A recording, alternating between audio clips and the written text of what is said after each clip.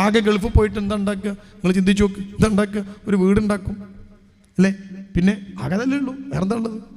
എന്നിട്ട് ആ വീട്ടിനകത്ത് ഒരു ഭാര്യ, മക്കള് ഓരെ പഠിപ്പിച്ച് സൗകര്യങ്ങളൊക്കെ ഒരുക്കി അവസാനത്തെ കുട്ടിയും ഡിഗ്രിയൊക്കെ കഴിയാറാകുമ്പോൾ ബാപ്പ നിർത്തി വരുമ്പോൾ ബാപ്പാക്ക് ഷുഗർ ഉണ്ടാവും, ബാപ്പാക്ക് പ്രഷർ ഉണ്ടാവും, കൊളസ്ട്രോൾ ഉണ്ടാകും, കാലിൻ്റെ മുട്ടിന് വേദന ഉണ്ടാകും, ഊരൊക്കെ നീർക്കെട്ടുണ്ടാകും.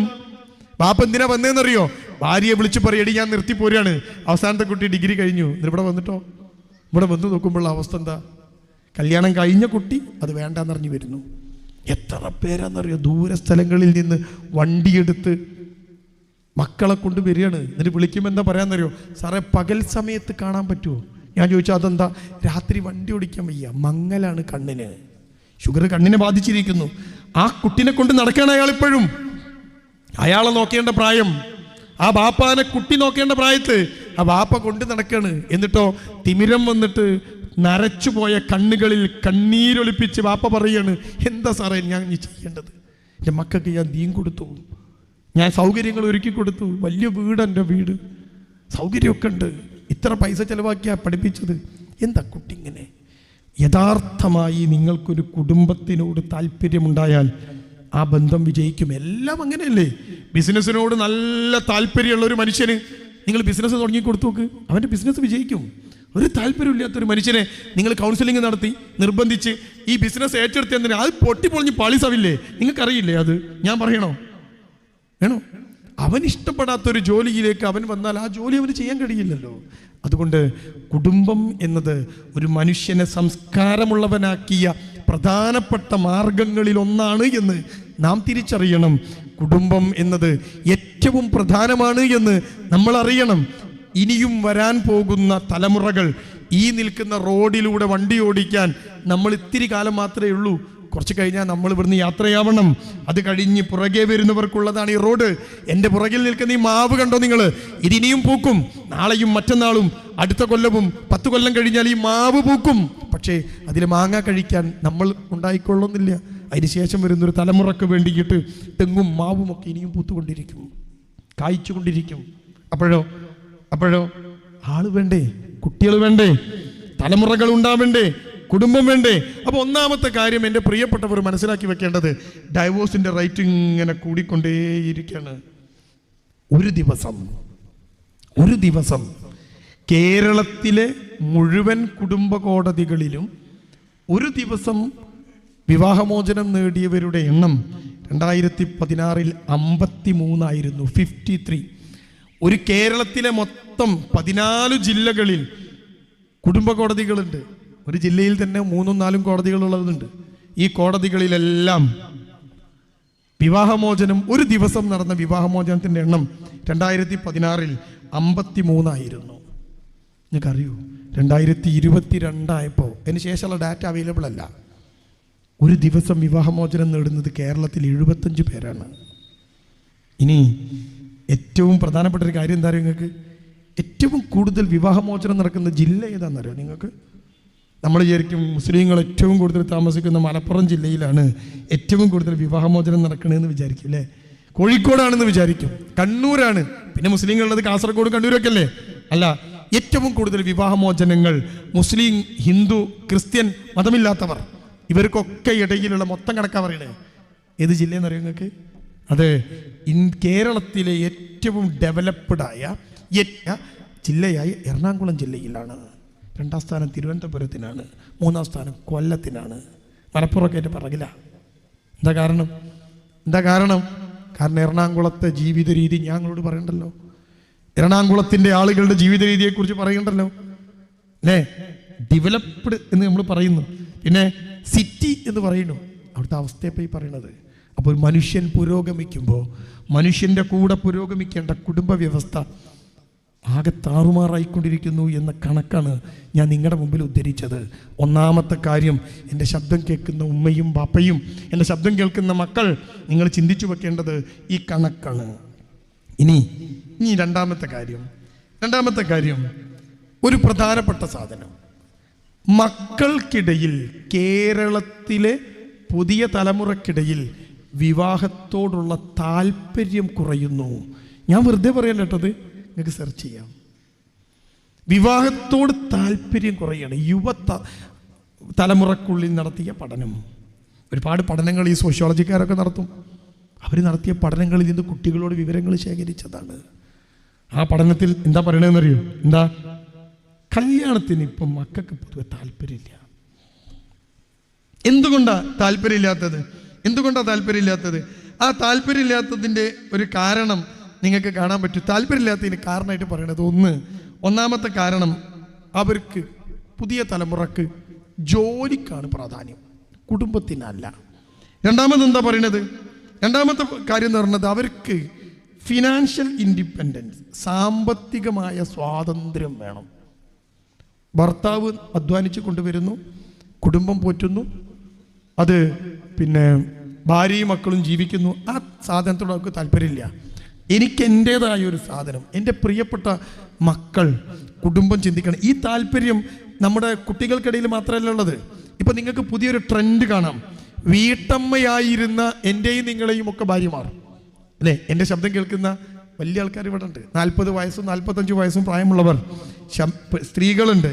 ഇപ്പം ഈ പെണ്ണുങ്ങളാകെ ഒരു അസ്വസ്ഥാണ്. ഈ വീട്ടിലെ പണിയെടുത്ത് കുട്ടികളെ നോക്കി അങ്ങനെ ഇരിക്കുന്ന പെണ്ണുങ്ങൾക്ക് 2 പേര് പറയും. ഒന്ന് ഹൗസ് വൈഫ് എന്ന് പറയും. പിന്നെ ആ പേര് അവർക്ക് കേട്ടിട്ട് ഒരു മടി തോന്നിയപ്പം അവർ തന്നെ അതിൻ്റെ പേര് മാറ്റിയിട്ട് ഹോം മേക്കർ എന്നാക്കി. ഉണ്ടല്ലേ? ആരെക്കുറിച്ചാണ് ഞാൻ പറയണമെന്നറിയോ? പുറത്തു പോയി സാമ്പത്തികമായി ശമ്പളം വാങ്ങാതെ വീട്ടിലിരിക്കുന്ന സ്ത്രീ. അതൊരു മോശ അവസ്ഥ ഒന്നുമല്ല. ഒരു സ്ത്രീക്ക് ജോലിക്ക് പോവാം, അതിനുള്ള എല്ലാ സ്വാതന്ത്ര്യവും സ്ത്രീക്കുണ്ട്, ഇസ്ലാമിലുണ്ട്. പെണ്ണിന് പണമുണ്ടാക്കാം, വേണ്ട എന്നല്ല ഞാൻ പറയണത്. വീട്ടിൽ ജോലി ചെയ്യാതെ കുടുംബം നോക്കി വീട്ടമ്മയായി കഴിയുന്ന സ്ത്രീകൾ ഈ കൂട്ടത്തിലുണ്ട്. പക്ഷെ ആ സ്ത്രീകളൊക്കെ ഇപ്പം ഈ യൂട്യൂബും ഫേസ്ബുക്കും ഇൻസ്റ്റാഗ്രാമും ഒക്കെ കണ്ടിട്ട് ഇവർക്കൊരു ചൊറിച്ചിൽ തുടങ്ങിയാണ്. എന്നിട്ട് പറയും, ഞാൻ അങ്ങനെ വീട്ടിൽ വെറുതെ ഇരിക്കുകയാണ്, അതിനിപ്പോൾ എന്താ, എന്തെങ്കിലും ഒരു ജോലി കാണും, അല്ലേ? ഇപ്പം എന്തൊക്കെയാ പെണ്ണുങ്ങൾക്ക്? മൈലാഞ്ചി വിക്കൽ, ചുരിദാർ വിക്കൽ, പർദ്ദ വിക്കൽ, ഷോള് വിക്കൽ, ഓൺലൈൻ. എന്തിനാണ് ഇതിങ്ങനെ ചെയ്യണത്? എന്നിട്ട് ഇതിൻ്റെ മുകളിൽ ഇങ്ങനെ ഇരിക്കുക, കുട്ടികളെ നോക്കില്ല, വീട്ടിലെ പണിയില്ല. കാരണം ഇത് വിൽക്കണ്ടേ? എന്തിനാ അത് വിൽക്കണത്? എല്ലാത്തിനും ഞാൻ നിങ്ങളുടെ മുമ്പിൽ ഇങ്ങനെ കൈ കാട്ടണ്ടല്ലോ. അപ്പം നമ്മളും വിചാരിക്കും, എന്തിനപ്പം നീ കൈ കാട്ടണ്? അല്ല, അങ്ങനെ കൈ കാട്ടുക, നീ എന്താ തെണ്ടിയാ? അപ്പം ആ പെണ്ണിന് തോന്നി തുടങ്ങി. എങ്ങനെ തോന്നിയത്? ഇൻസ്റ്റഗ്രാമിൻ്റെ സ്വാധീനമാണത്. വീട്ടിലിരിക്കുക എന്നത്, മക്കളെ നോക്കുക എന്നത്, വീട് വൃത്തിയാക്കുക എന്നത് ഒരു മഹാമോശം പണിയാണ്. അതുകൊണ്ട് ഞങ്ങൾക്കും വേണം ഇത്തിരിയൊക്കെ പൈസ ഉണ്ടാക്കുക എൻ്റെ ആവശ്യത്തിന്. അപ്പോൾ പിന്നെ ഈ ഭർത്താവ് ഗൾഫിൽ പോയി ഉണ്ടാക്കിയ ആരാവശ്യത്തിനാ? ആണുങ്ങളെക്കുറിച്ച് പറയാൻ ഒരു മനുഷ്യനും ഇല്ലല്ലോ. പാവങ്ങൾ ആരാളുള്ളത്? നിങ്ങളൊരാണിൻ്റെ ജീവിതത്തെ എപ്പോഴെങ്കിലും എടുത്ത് പരിശോധിച്ച് നോക്കിയണോ? മഹാകഷ്ടന്. ആരതിനെ കുറിച്ച് പറയാനുള്ളത്? ഒരു വനിതാ കമ്മീഷൻ ഉണ്ട്, പുരുഷ കമ്മീഷൻ ഉണ്ടോ? നമുക്ക് ആരോടും പറയാനില്ലല്ലോ. അത് എല്ലാം ഉണ്ടാവയ്ക്കുക. എന്നാലൊന്ന് പൊട്ടിക്കരയാൻ പറ്റുമോ? ഈ പെണ്ണുങ്ങൾക്കാണ് കരഞ്ഞാൽ മതി, മാന്ന് വിളിച്ച് ഒറ്റ കരച്ചില്ല. ആണുങ്ങൾ ആരെങ്കിലും പാപ്പാന്ന് വിളിച്ച് കരയണ നിങ്ങൾ കണ്ടിടോ? ഞാൻ ആണുങ്ങൾ കരയണേ കണ്ടിട്, പൊട്ടി കരയും. പക്ഷേ റൂമിൽ നിന്ന് പുറത്തിറങ്ങുമ്പോൾ ടിഷ്യൂ പേപ്പർ എടുത്ത് വൃത്തിയാക്കിയിട്ടേ പുറത്തിറങ്ങുള്ളൂ. കരഞ്ഞതിൻ്റെ അടയാളം പോലും ബാക്കിയാവില്ല. അതുകൊണ്ടാണല്ലോ ഹൃദയം പൊട്ടിയും തലച്ചോറിനകത്തെ സ്ട്രോക്ക് വന്നിട്ട് വേണം അധികം ആണുങ്ങൾ മരിച്ചു പോകുക. സമ്മർദ്ദം താങ്ങാനാവാതെയാണത്. എന്തുകൊണ്ടാണ് സമ്മർദ്ദം? ആണുങ്ങൾ കരയില്ല, പെണ്ണുങ്ങളിത് കരഞ്ഞാണ്ട് തീർക്കും. എല്ലാവരും വിളിച്ച് കരയും, താത്തനെ വിളിച്ച് കരയും, ഉമ്മനെ വിളിച്ച് കരയും, അല്ലേ? കരച്ചില്ല. ആണുങ്ങളോ? നിങ്ങൾ ആരെയും ചിന്തിച്ച് നോക്കിയണോ? എന്തിനാ ഈ ചങ്ങാതി ജീവിച്ചത്? ഗൾഫിൽ പോയി രാവിലെ മുതൽ വൈകുന്നേരം വരെ ഒരു സൂപ്പർ മാർക്കറ്റിൽ 14-16 മണിക്കൂർ ജോലി. അയാൾ എന്ത് ജീവിതമാണ് ജീവിച്ചത് നിങ്ങൾ ചിന്തിച്ചു നോക്കിയോ? എൻ്റെ പ്രിയപ്പെട്ടവരെ, എൻ്റെ ശബ്ദം കേൾക്കുന്ന മക്കൾ, ഞാനിപ്പോൾ നിൽക്കുന്നത് പടന്നയിലാണല്ലോ. കാഞ്ഞങ്ങാടും കാസർഗോഡും പയ്യന്നൂരും ഒക്കെയുള്ള മിക്കവാറും ആണുങ്ങളുടെ പ്രധാനപ്പെട്ട പണി ഗൾഫിലാണല്ലോ. എന്നിട്ടോ മരിക്കാൻ നേരത്താണല്ലോ പുരയൊക്കെ തിരിച്ചു വരിക. താടിയും മുടിയും നിറച്ച്, കാലിൻ്റെ മുട്ടുകാല് സ്റ്റെപ്പ് കയറാൻ കഴിയാതെ, അങ്ങനെയല്ലേ ഗൾഫിൽ നിന്ന് തിരിച്ചു വരിക, അല്ലേ? എന്തിനായിരുന്നു ഈ മനുഷ്യൻ ജീവിച്ചത് എന്ന് എൻ്റെ ശബ്ദം കേൾക്കുന്ന ഏതെങ്കിലും സ്ത്രീകൾ ചിന്തിച്ചിട്ടുണ്ടോ? അയാൾ എന്താ ജീവിച്ചതെന്ന്? നിങ്ങൾക്ക് വേണ്ടി മണിമാളികകൾ പണിത്, AC ഫിറ്റ് ചെയ്ത്, സകല സൗകര്യങ്ങളും ഒരുക്കി വെച്ചിട്ട് ആ മനുഷ്യൻ കിടന്നത് 3-4 പേര് ഒരുമിച്ച് നിൽക്കുന്ന ഒരു ചെറിയ റൂമിലാ. അയാളുടെ മുഴുവൻ യുവത്വവും അവിടെ തീർന്ന് 14 മണിക്കൂർ ജോലി ചെയ്തിട്ട് അയാൾ സമ്പാദിച്ചു കൊണ്ടുവന്നതാണ്, നിങ്ങൾ ആസ്വദിച്ചത്. എന്നിട്ട് ഉളുപ്പില്ലാതെ പറയുക നിങ്ങൾക്ക് മുമ്പിൽ കൈ നീട്ടണോ ഞാൻ എന്ന്. എന്നിട്ട് അതിന് വേണ്ടിയാണ്ട് കുറെ ഓട്ടപ്പാച്ചിൽ, കുറെ നെറ്റ്, ഇന്റർനെറ്റ്. ആരോടാ പറയേണ്ടത് ഇത് സംസാരിച്ചാലോ? ഇനി ഇത് നാളെ യൂട്യൂബ് കാണുമ്പോൾ ഇയാൾ ആണുങ്ങൾക്ക് ഇത് വലിയ പ്രശ്നം. അത് ഇയാൾ ആണുങ്ങളെ വാകാ പറയാ, പെണ്ണുങ്ങളെ വാങ്ങാൻ പറഞ്ഞാലോ ഇയാൾ പെണ്ണുങ്ങളെ വാകാ പറയാ. പിന്നെ ആണും പെണ്ണല്ലാതെ ഞാൻ ആരെ വാകാ പറയണ്ട്? ആരോടതൊക്കെ ചോദിക്കാൻ? നമ്മൾ ആണുങ്ങളുടെ ജീവിതത്തെക്കുറിച്ച് ഒരു പ്രശ്നമില്ല, ഓട്ടപ്പാച്ചിലുകളാണ്. നിങ്ങൾ നോക്കൂ, ഒരു ഓട്ടോറിക്ഷ ഓടിക്കുന്ന മനുഷ്യനെടുത്ത് നോക്ക്, ഇവിടെ ഉണ്ടാവും കാക്കിയിട്ട മനുഷ്യൻ. അയാൾ ഓട്ടോറിക്ഷ കൊണ്ട് നിർത്തുക. ഓട്ടോറിക്ഷയിൽ ഇന്ന് വരെ ഒരൊറ്റ ഓട്ടോറിക്ഷയിലും AC ഇല്ല, ഓട്ടോറിക്ഷ ഇല്ല, ഒറ്റ ഓട്ടോറിക്ഷയിൽ AC ഇല്ല. ഇവിടെ ഉണ്ടോ? കാഞ്ഞങ്ങാട് ഉണ്ടോ? ഇല്ല, ഇല്ല. ഇതുവരെ ഓട്ടോറിക്ഷ ഫുൾ ഓപ്ഷൻ AC ഇറങ്ങിയിട്ടില്ല. ആ ഓട്ടോറിക്ഷൻ്റെ മേലെ ടാർപ്പായാണ്, പ്ലാസ്റ്റിക്കിൻ്റെ ഷീറ്റാ. ഇത് കൊണ്ടുപോയിട്ട് റോട്ടുമ്മലിട്ടത് വെയിലത്താ. ഇത് തണലത്തിട്ട ആൾക്കാർ വരില്ല, ആ വരിയിലിടണം. ആ വെയിലത്ത് ഓട്ടോറിക്ഷ ഇട്ടിട്ട് ആ ടാർപ്പായിൻ്റെ അടിയിലാണ് രാവിലെ മുതൽ വൈകുന്നേരം വരെ ആ മനുഷ്യനുള്ളത്. ഞാനൊരിക്കലും ഒരു ഓട്ടോയിൽ കയറിയപ്പോൾ അയാളെ സീറ്റിൻ്റെ സൈഡിലുണ്ട് 2 ലിറ്ററിൻ്റെ 2 കുപ്പിയിൽ ഇങ്ങനെ വെള്ളം. അല്ല, വേനൽക്കാല. സീറ്റിൻ്റെ സൈഡിൽ ഇങ്ങനെ ഒരു കുപ്പി വെക്കാനുള്ള ഒരു സാധനം, ഹോൾഡർ ഉണ്ട്. അതിൽ പച്ച കുപ്പിയിൽ 2 ലിറ്ററിൻ്റെ 2 കുപ്പിയിൽ 4 ലിറ്റർ വെള്ളം. അപ്പം ഞാൻ അങ്ങനെ സ്വാഭാവികമായിട്ട് പൈസ എടുക്കുന്നത് എന്താ കുറേ വെള്ളം ഉണ്ടല്ലോ പറഞ്ഞപ്പോൾ അയാൾ പറഞ്ഞു, സാറേ ഇത് മുഴുവൻ ഞാൻ ഒരു ദിവസം കുടിച്ചു തീർക്കും, കാരണം എൻ്റെ സ്റ്റാൻഡിൽ വെയിലാണ്. ഈ ടാർപ്പായ ഇങ്ങനെ ചൂടായിട്ട് ഇങ്ങനെ പതയ്ക്കും. അതിങ്ങനെ പതയ്ക്കുമ്പോൾ വിയർത്തൊലിച്ചിട്ട് ഈ വെള്ളം ഇങ്ങനെ പോയിക്കൊണ്ടിരിക്കുകയാണ്. അപ്പം ഇതിങ്ങനെ കുടിച്ചുകൊണ്ടിരിക്കുകയാണ് ഈ മനുഷ്യൻ. എന്നിട്ടോ അടുത്ത ആൾ വന്ന് ഓട്ടോറിക്ഷ കയറി കിട്ടുന്ന 50ഉം 100ഉം 30ഉം 20ഉം ചേർത്ത് വെച്ചിട്ട് ഇയാൾ വളർത്തിയത് ഇയാളെ മക്കളെയാണ്, ഇയാളെ കുടുംബമാണ്. എന്നിട്ട് ചോദിക്കുകയാണ് ഒരു ഉളുപ്പില്ലാതെ, കൈ നീട്ടണ്ടേ ഞാൻ നിങ്ങളുടെ മുമ്പിൽ എല്ലാത്തിനും എന്ന്. അയാളിത് ഉണ്ടാക്കി വെച്ചത്. നിങ്ങൾ എൻ്റെ ശബ്ദം കേൾക്കുന്ന മക്കൾ ചിന്തിച്ചു നോക്ക്, സ്കൂളിൽ നിന്ന് ടൂർ പോവാണ്. ഇപ്പം ടൂർ പോകാൻ ചില്ലറ പൈസ ഒന്നും പോരാ, 7000 10,000 അല്ലേ? അപ്പനോട് പറയാണ് ഇപ്പം ടൂർ പോകുന്നുണ്ട്, ഞാനും പോട്ടെ. 7ാം ക്ലാസ് പഠിക്കുന്ന 6ാം ക്ലാസ് പഠിക്കുന്ന മോൻ വന്ന് ചോദിക്കുമ്പോൾ വാപ്പാൻ്റെ കണ്ണ് നിറയും, പോയിക്കോട്ടെ. ചെറുപ്പത്തിൽ എനിക്ക് കിട്ടാത്ത സൗഭാഗ്യം എൻ്റെ വാപ്പാൻ്റെ അടുത്ത് ഇല്ലാത്തത്, ആ പോയിക്കോട്ടെ. ഭാര്യ പറയും വേണ്ട, നമ്മൾ പറയും പോയിക്കോട്ടെടി, എനിക്കൊന്നും പോകാൻ കഴിഞ്ഞില്ലല്ലോ. ആ 10,000 ഉറുപ്പ്യ ഉണ്ടാക്കിയിട്ട് മകന് കൊടുത്തിട്ട് ഊട്ടിയിലും കൊടൈക്കനാലിലും ബാംഗ്ലൂരിലും മൈസൂരിലൊക്കെ ചുറ്റിക്കറങ്ങി തിരിച്ചു വന്ന് അവന് സാധനം വാങ്ങാനുള്ള പൈസയും കൊടുത്ത ബാപ്പ ഒരു ടൂറിന് പോലും പോയിട്ടില്ല എന്ന് മക്കൾ ആലോചിച്ചിട്ടുണ്ടോ? ഉണ്ടോ? ബാപ്പാക്ക് പൈസ മുഴുവൻ ഉണ്ടാക്കിയിട്ട് ബാപ്പ പോയില്ല. എന്താ? എന്നിട്ട് അവസാനം പേരെന്താ അറിയോ? എന്താ? നിങ്ങൾക്കൊക്കെ എന്താ സുഖല്ലേ?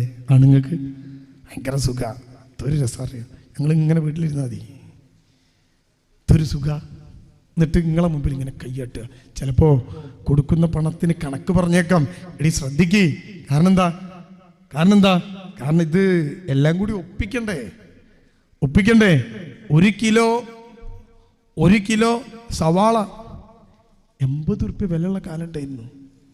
അപ്പോൾ ഒരു കോഴിമുട്ട പൊരിക്കുമ്പോൾ ഒരു ഉള്ളിയെടുത്ത് മുറിക്കുമ്പോൾ ചിലപ്പോൾ മുറിക്കുന്ന പെണ്ണിൻ്റെ കണ്ണിൽ നിന്ന് വെള്ളം വരും. അത് ഉള്ളിൻ്റെ നീര് തട്ടിയിട്ടാ. അപ്പുറത്തേക്കാണ് ഭർത്താവിൻ്റെ കണ്ണിൽ നിന്ന് വെള്ളം വരും. പഠിച്ചവനെ 70-80 ഉറുപ്പ്യൻ്റെ ഉള്ളി ഒന്ന് തീർന്ന്. ഇത് വാങ്ങണ്ടേ? ഇത് കൂട്ടിമുട്ടിക്കണ്ടേ? ഇത് ഒപ്പിക്കണ്ടേ? ഇലക്ട്രിസിറ്റി ബോർഡ് ഫീസ് ഊരി കൊണ്ടുപോകും, കറണ്ട് ബില്ല് അടയ്ക്കണ്ടേ? അപ്പം എല്ലാവർക്കും ഇപ്പോഴുള്ള സാധനം എന്താ? ഒരു തരം അസംതൃപ്തി നമ്മുടെ സ്ത്രീകളുടെ മനസ്സിലേക്ക് ഇട്ടുകൊടുക്കാൻ ഈ ചിന്തക്കായിട്ടുണ്ട്. നിങ്ങൾ മനസ്സിലാക്കണം. അങ്ങനെ അസംതൃപ്തരായ ചില ആളുകൾ വീട്ടിനകത്ത് ഇങ്ങനെ കഴിയുക. എന്നിട്ട് ജോലിക്ക് പോകുന്നവരെ നോക്കി അവർ പറയാണ്, ആ പെണ്ണിനൊക്കെ എന്തോ ഒരു സുഖമല്ലേ, എന്താ രാവിലെ പോയിട്ട് വൈകുന്നേരം വരുന്നത്. ജോലിക്ക് പോകുന്ന പെണ്ണിനോട് ചോദിച്ചാൽ അവളെന്താ പറയുക, ആ വീട്ടിൽ ഇരിക്കുന്ന പെണ്ണിന് എന്തോ ഒരു സുഖമല്ലേ, വീട്ടിലിങ്ങനെ ഇരുന്നാൽ മതി. അക്കരെ നിൽക്കുമ്പോൾ ഇക്കരെ പച്ച, ഇക്കരെ നിൽക്കുമ്പോൾ അക്കരെ പച്ച. നിങ്ങൾ ചിന്തിക്കണം, ഈ കുട്ടികൾ ചിന്തിക്കുന്നതും ഇതുപോലത്തെ ചിന്തയാണ്. ഇനിയോ അവർക്ക് പൈസ ഉണ്ടാക്കണം. എന്തിനാ മോളെ പൈസ? ഞാൻ ചോദിച്ചിന്, ജോലി കിട്ടട്ടെ. ഞാൻ പറഞ്ഞു കിട്ടിക്കോട്ടെ, കല്യാണം കഴിച്ചിട്ടും ജോലിക്ക് പോകാലോ, പഠിക്കാലോ, എന്താ കുഴപ്പം? അപ്പോൾ അവൾ പറയാ പറ്റൂല, ജോലി കിട്ടി, എൻ്റെ കയ്യിൽ പൈസ കിട്ടി, ഞാൻ സ്വന്തം കാലിൽ നിന്നിട്ട് എനിക്ക് വിവാഹം മതി.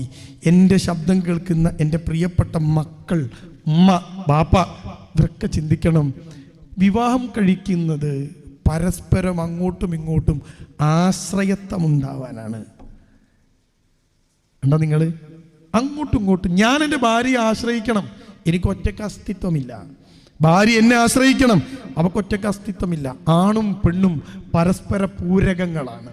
ഒന്നൊന്നിനോട് ചേരുമ്പം മാത്രം പൂർണ്ണത കൈവരുന്ന പൂരകങ്ങൾ, രണ്ട് ദ്വന്ദ്ങ്ങൾ. അതങ്ങനെ ചേരണം. അതുകൊണ്ട് അവിടെ പിന്നെ എന്തില്ല, എനിക്കൊരു ഇൻഡിപെൻഡൻസ് വരട്ടെ എന്നുള്ള സാധനമില്ല. ആണ് ഒരു ഇൻഡിപെൻഡന്റ്, പെണ്ണ് ഇൻഡിപെൻഡന്റ്. പിന്നെ എന്തിനാ അവർ കല്യാണം കഴിച്ചത്? അവരൊരുമിക്കുമ്പോഴാണ് ഒന്നാവുക എന്ന് നമ്മൾ അറിയണം.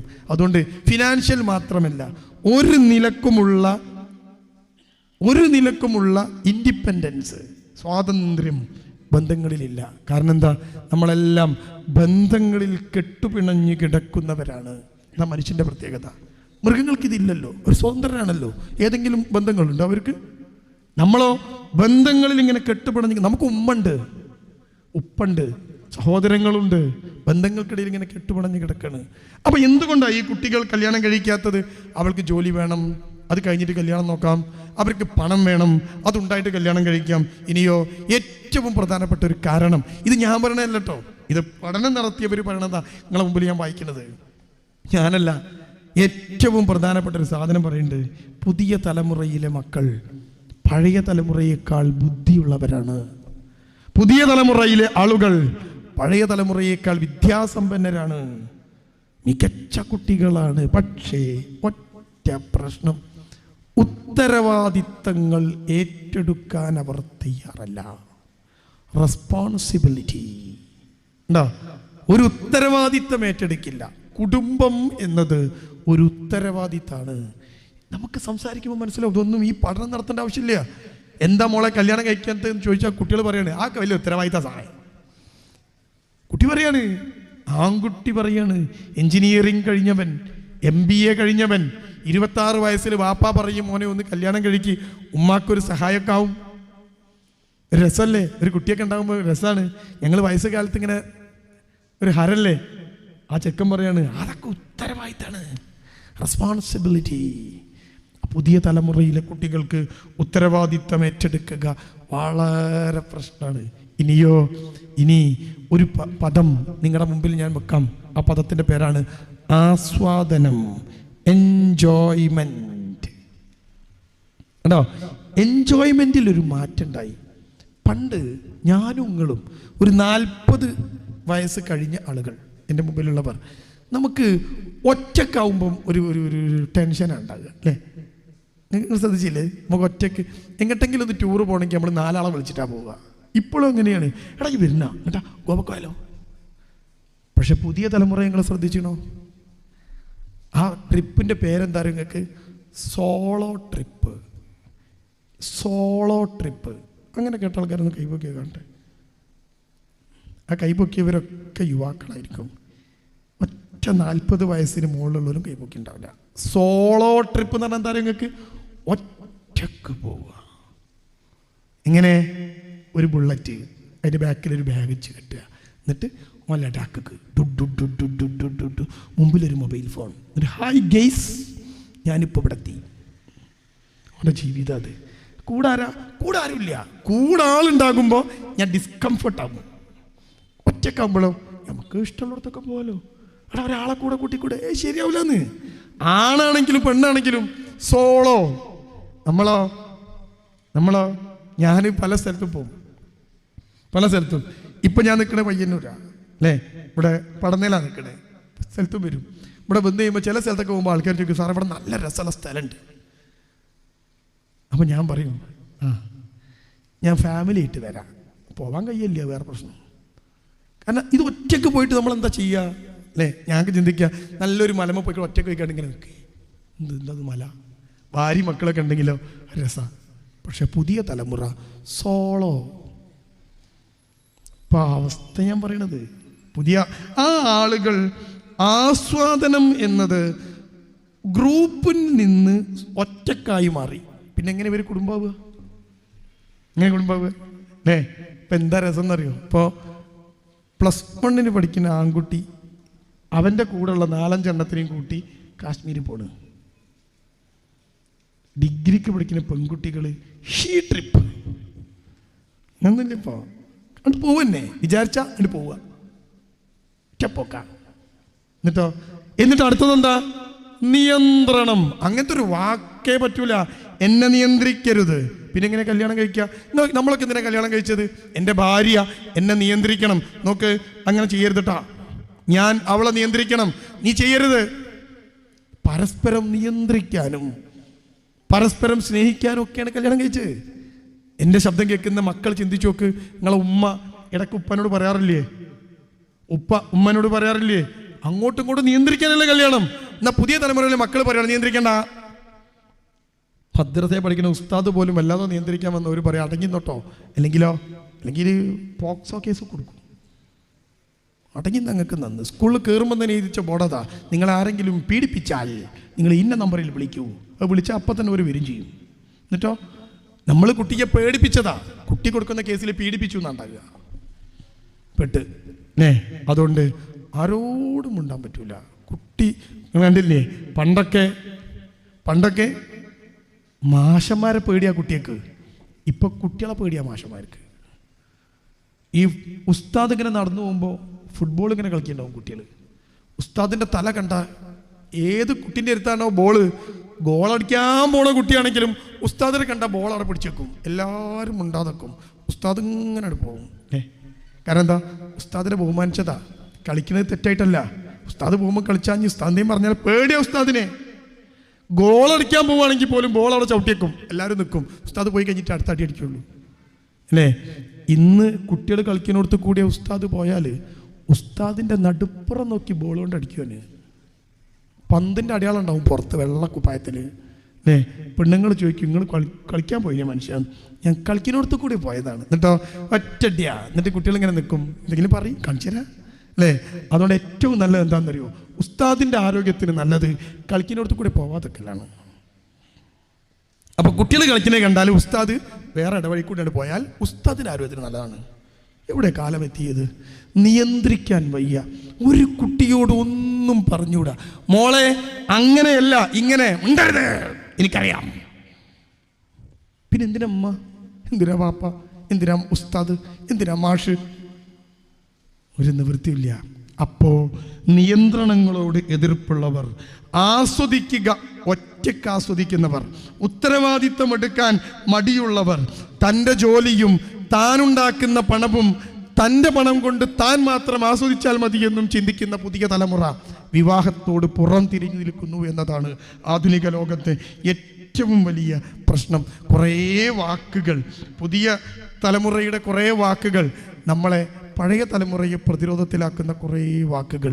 പണ്ടൊക്കെ ഒരാളെ കണ്ട ഒരാളെന്താ പറയുക? ഗൾഫിൽ നിന്ന് വന്ന മാമനോട് മാമിയോട് നമ്മൾ ആദ്യം കണ്ടാൽ എന്താ പറയുക? മാമി അസ്സലാമു അലൈക്കും, നിങ്ങൾ തടിച്ചല്ലോ. മാമി പറയും, തടിച്ചു. ആ ഗൾഫിലിങ്ങനെ ഇരുന്നിട്ടേ ശരി. അല്ലെങ്കിൽ എന്താ പറയുക? മാമൻ മെലിഞ്ഞല്ലോ, മാമൻ്റെ വയറ് ചാടിയല്ലോ, ഒത്തിരി കറുത്തു പോയോ. നിങ്ങൾ പുതിയ കുട്ടികളോട് പറഞ്ഞു നോക്ക്, മോളെ നീ ഇത്തിരി തടി കൂടുന്നുണ്ട്. ബോഡി ഷെയ്മിങ് പുതിയ ഒരു വാക്കാ. ഉമ്മ ഞെട്ടും, ഇതെന്താ സാധനം, കേസെടുത്ത് താങ്കൾ പെടും. പിന്നെ ഒരു മനുഷ്യനെ കാണുമ്പോൾ തടിച്ചിണ്, വെളുത്തണ്, കറുത്തണ്, മെലിഞ്ഞിന്നല്ലാത്ത എന്താ പറയുക അയാളോട്? അസ്സലാമു അലൈക്കും. വലൈക്കും അസ്സലാം. ശരിയേ? വേറെന്താ പറയാ? ഒന്നും പറയാനില്ല. അപ്പോൾ ഒരു വാക്കാണ് ബോഡി ഷെയ്മിങ്. പിന്നെയോ അടുത്തതാണ് എൻ്റെ വാപ്പി ഞാനും തമ്മിലേ. കുട്ടികളോട് സംസാരിക്കും ഞാൻ. അപ്പോൾ കുട്ടികൾ പറയാണ്, എന്താണോ പ്രശ്നം? ഞാനും ബാപ്പിയും തമ്മിലുള്ള റിലേഷൻഷിപ്പിൽ ചില പ്രശ്നങ്ങളുണ്ട്. ഞാൻ ചോദിക്കും, എന്താ പ്രശ്നം? ടോക്സിക് റിലേഷൻഷിപ്പാണ് എൻ്റെ ബാപ്പ. ഞാൻ ചോദിക്കും, എന്താ സാധനം ടോക്സിക് എന്ന് പറഞ്ഞാൽ? ബാപ്പ ദേഷ്യം പിടിക്കുന്നത് ഒച്ചടന്ന് ഈൻ്റെ സ്വഭാവം കൊണ്ടാ. പിന്നെ ഞാൻ പറയേണ്ട ആവശ്യമൊന്നുമില്ലല്ലോ. എന്താ? എൻ്റെ ബാപ്പ പ്രശ്നമാണ്. എന്താ? തന്ത വൈബ്. പിന്നെ ഉമ്മ പ്രശ്നമാണ്, ഉമ്മക്ക് തള്ള വൈബ്. നമ്മൾ അന്തം വിട്ട് നിൽക്കുക. എന്താ എന്നോട് പറയാ? ഇംഗ്ലീഷ് മീഡിയത്തിൽ ചേർത്തിയും പോയി അല്ലേ? അപ്പം പുതിയ തലമുറ ഒന്ന്, ഡിവോഴ്സ് റേറ്റുകളുടെ എണ്ണം കുത്തനെ ഉയരുന്നു. ഏറ്റവും വികസിതമായ പ്രദേശങ്ങളിൽ വിവാഹമോചന നിരക്ക് കൂടിക്കൊണ്ടേയിരിക്കുന്നു.